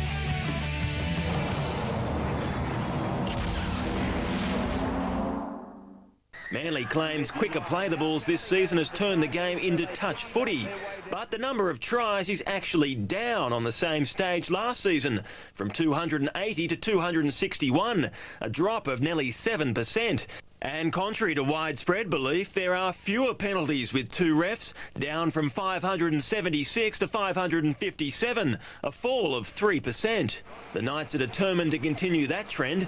That's why there'll be no borderline hits on Dragons kicker Jamie Soward. Initially there might have been some question marks about his ability to handle physical pressure, but he's probably the form player of the competition at this stage, so we won't be doing anything silly. And in case you didn't get the message, anyone in the NRL who hasn't seen what the referees are doing with kickers this season has had his head planted firmly where it shouldn't be. Let's continue on with the footy. The Dragons they take on the Knights at Win Jubilee Oval down at Cogra. That's a Saturday game, 5:30 kickoff. Dragons are playing some good footy, not scoring a lot of points, but their defence has been terrific, and that's the thing about. I love what the Knights are doing. I think they're playing great football. Kurt Gidley has gone to another level. He's an outstanding rugby league player, Kurt Gidley. Mate, I reckon the Knights. I just reckon the Knights are going to win this one, Fat. I've got a feeling. I've tipped the Knights as well. Yeah, I do like them. They are missing Wayman, Nell Costigan as well. The Dragons. Yeah, I like the Knights. Yeah, you would say at the moment, although with the Titans, those two sides are the best teams in the competition, or playing the best football at the moment. And I think that I can see an upset for the Knights. Billy, what about yourself? I think the Dragons. They've just got that grittiness about them. Like I said before, they're holding the ball. They're going to. You know that they're going to throw a lot at you, so I think Wayne Bennett's got them right. I think the Dragons win. I think they make it 5 straight. Their only loss was Golden Point to you guys back in round 1, but a lot of people getting excited about Adam MacDougall and Wendell Sailor. Look, they're not going head-to-head like the old days, because Dukes is out at right centre and Wendell these days is on the right wing. But just to refresh the memory, this is what it used to be like when these two rivals got it on, basically, head-to-head on the wing. And there was great build-up. Remember this night, Fat, you in commentary talking about Adam MacDougall coming across with Adam MacDougall like a cape on when he flew across to have a go. Wendell throwing the ball at the head. Matty, you played with Adam MacDougall. How much of this is serious and how much is just sporting theatre? Well, I tell you, off the field they get along quite well, but I'm telling you, in the lead-up to these games, Dukes pumps himself up massively. Mate, he wants... Look at that. Mate, he wants a big game against Wendell. There's always... Look, it's just an old grudge match. And there's been a lot said in the media leading in, and it would not surprise me if the Mad Dog switches sides for the occasion. Yeah, well, Mad Dog said, it's good to see Wendell's put a little bit of weight on. He's now got 5 chins. I thought that was nice. Is it possible they'll come into contact? I think they will. Yeah? Yeah, I think they will. I think they'll make sure they will. I think Dukes might go searching. But how good is it to have rivalries? You think about great rivals in rugby league, and I think of Chief and Spud being one of the biggest ones I've had in all my time following the game. But having MacDougall, Sailor, we need more of these things. I think it's a great attraction to the game. If you get these two blokes getting it on. Billy, who would you pick out as your rival? I think it's a little bit hard for a fullback to have a rival. I think it's quite easy for front rowers, centres, the guys who mark one-on-one all the time. They're the blokes who have the rivals. Let's kick one off here. What about that Kurt Gidley? What do you think about him? Grub? Good bloke. All right, Nice, of course, Rugby League Week is the magazine you need every week to catch up on all your rugby league news. There it is this week, round 6, Wanted Men, and it's an extremely good magazine, very readable, and it features this week a Kurt Gidley poster. Oh, there's that man, Billy. Which Billy will have darts at. He's just throwing darts at it. All right. Sailor told 10 News recently he is available. Now, when you've got Israel Folau, Darius Boyd and Greg Inglis, I don't think they're going to need my services too much, but you never say never. But first he has to overcome old rival Adam Mad Dog MacDougall tomorrow night at Cogra. The pair have exchanged light-hearted sledges all week, but Bennett's not convinced they'll actually come together physically. Oh, probably when they run down the tunnel or blow a kiss to each other after the game. It's probably as close as they'll get on the day. All right, let's get to the contest, which has captured most people's imagination in the lead up to this game. Of course, Wendell Sailor and Adam MacDougall I'm speaking about. Wendell Sailor instead of Adam MacDougall. I can't believe has he got to 100 games yet? It's been back and forth, and Adam MacDougall said of this fella, how many chins has he got? Is he down to only 5 chins these days?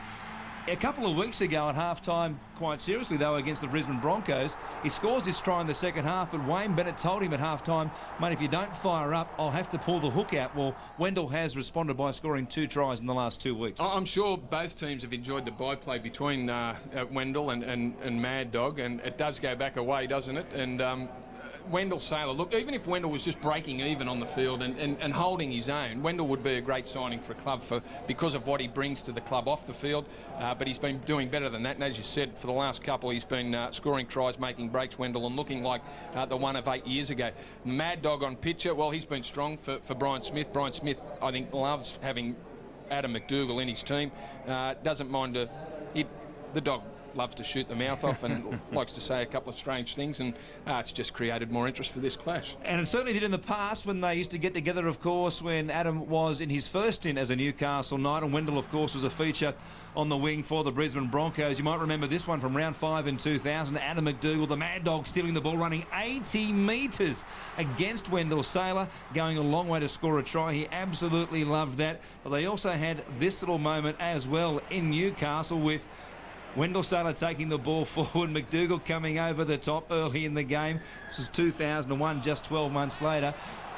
Wendell gave him that one in the back of the head with the ball, and the boys got a bit jiggy with it at one stage. Yeah, look, and let's hope we see a bit of it. They're not marking up on each other. They're on different sides of the field, but I'm sure we'll see one of them head across to the other side of the field at some stage through the game. The Mad Dog, same game. Missed with that one, just knocked the sweat off the top of his head, but tried to do a little bit better. I'm sure we'll see them clash at some stage through the game, and it should be good. Let's hope that Wendell makes one of those arcing kick returns from the right-hand side of the field and heads straight towards Adam MacDougall. The crowd will absolutely go up as one here at Win Jubilee. We'll wait and see if that turns out during the game. Right now, though, we'll take a break on our pre-game show. We'll come back to look at the Newcastle Knights in just a moment on Super Saturday.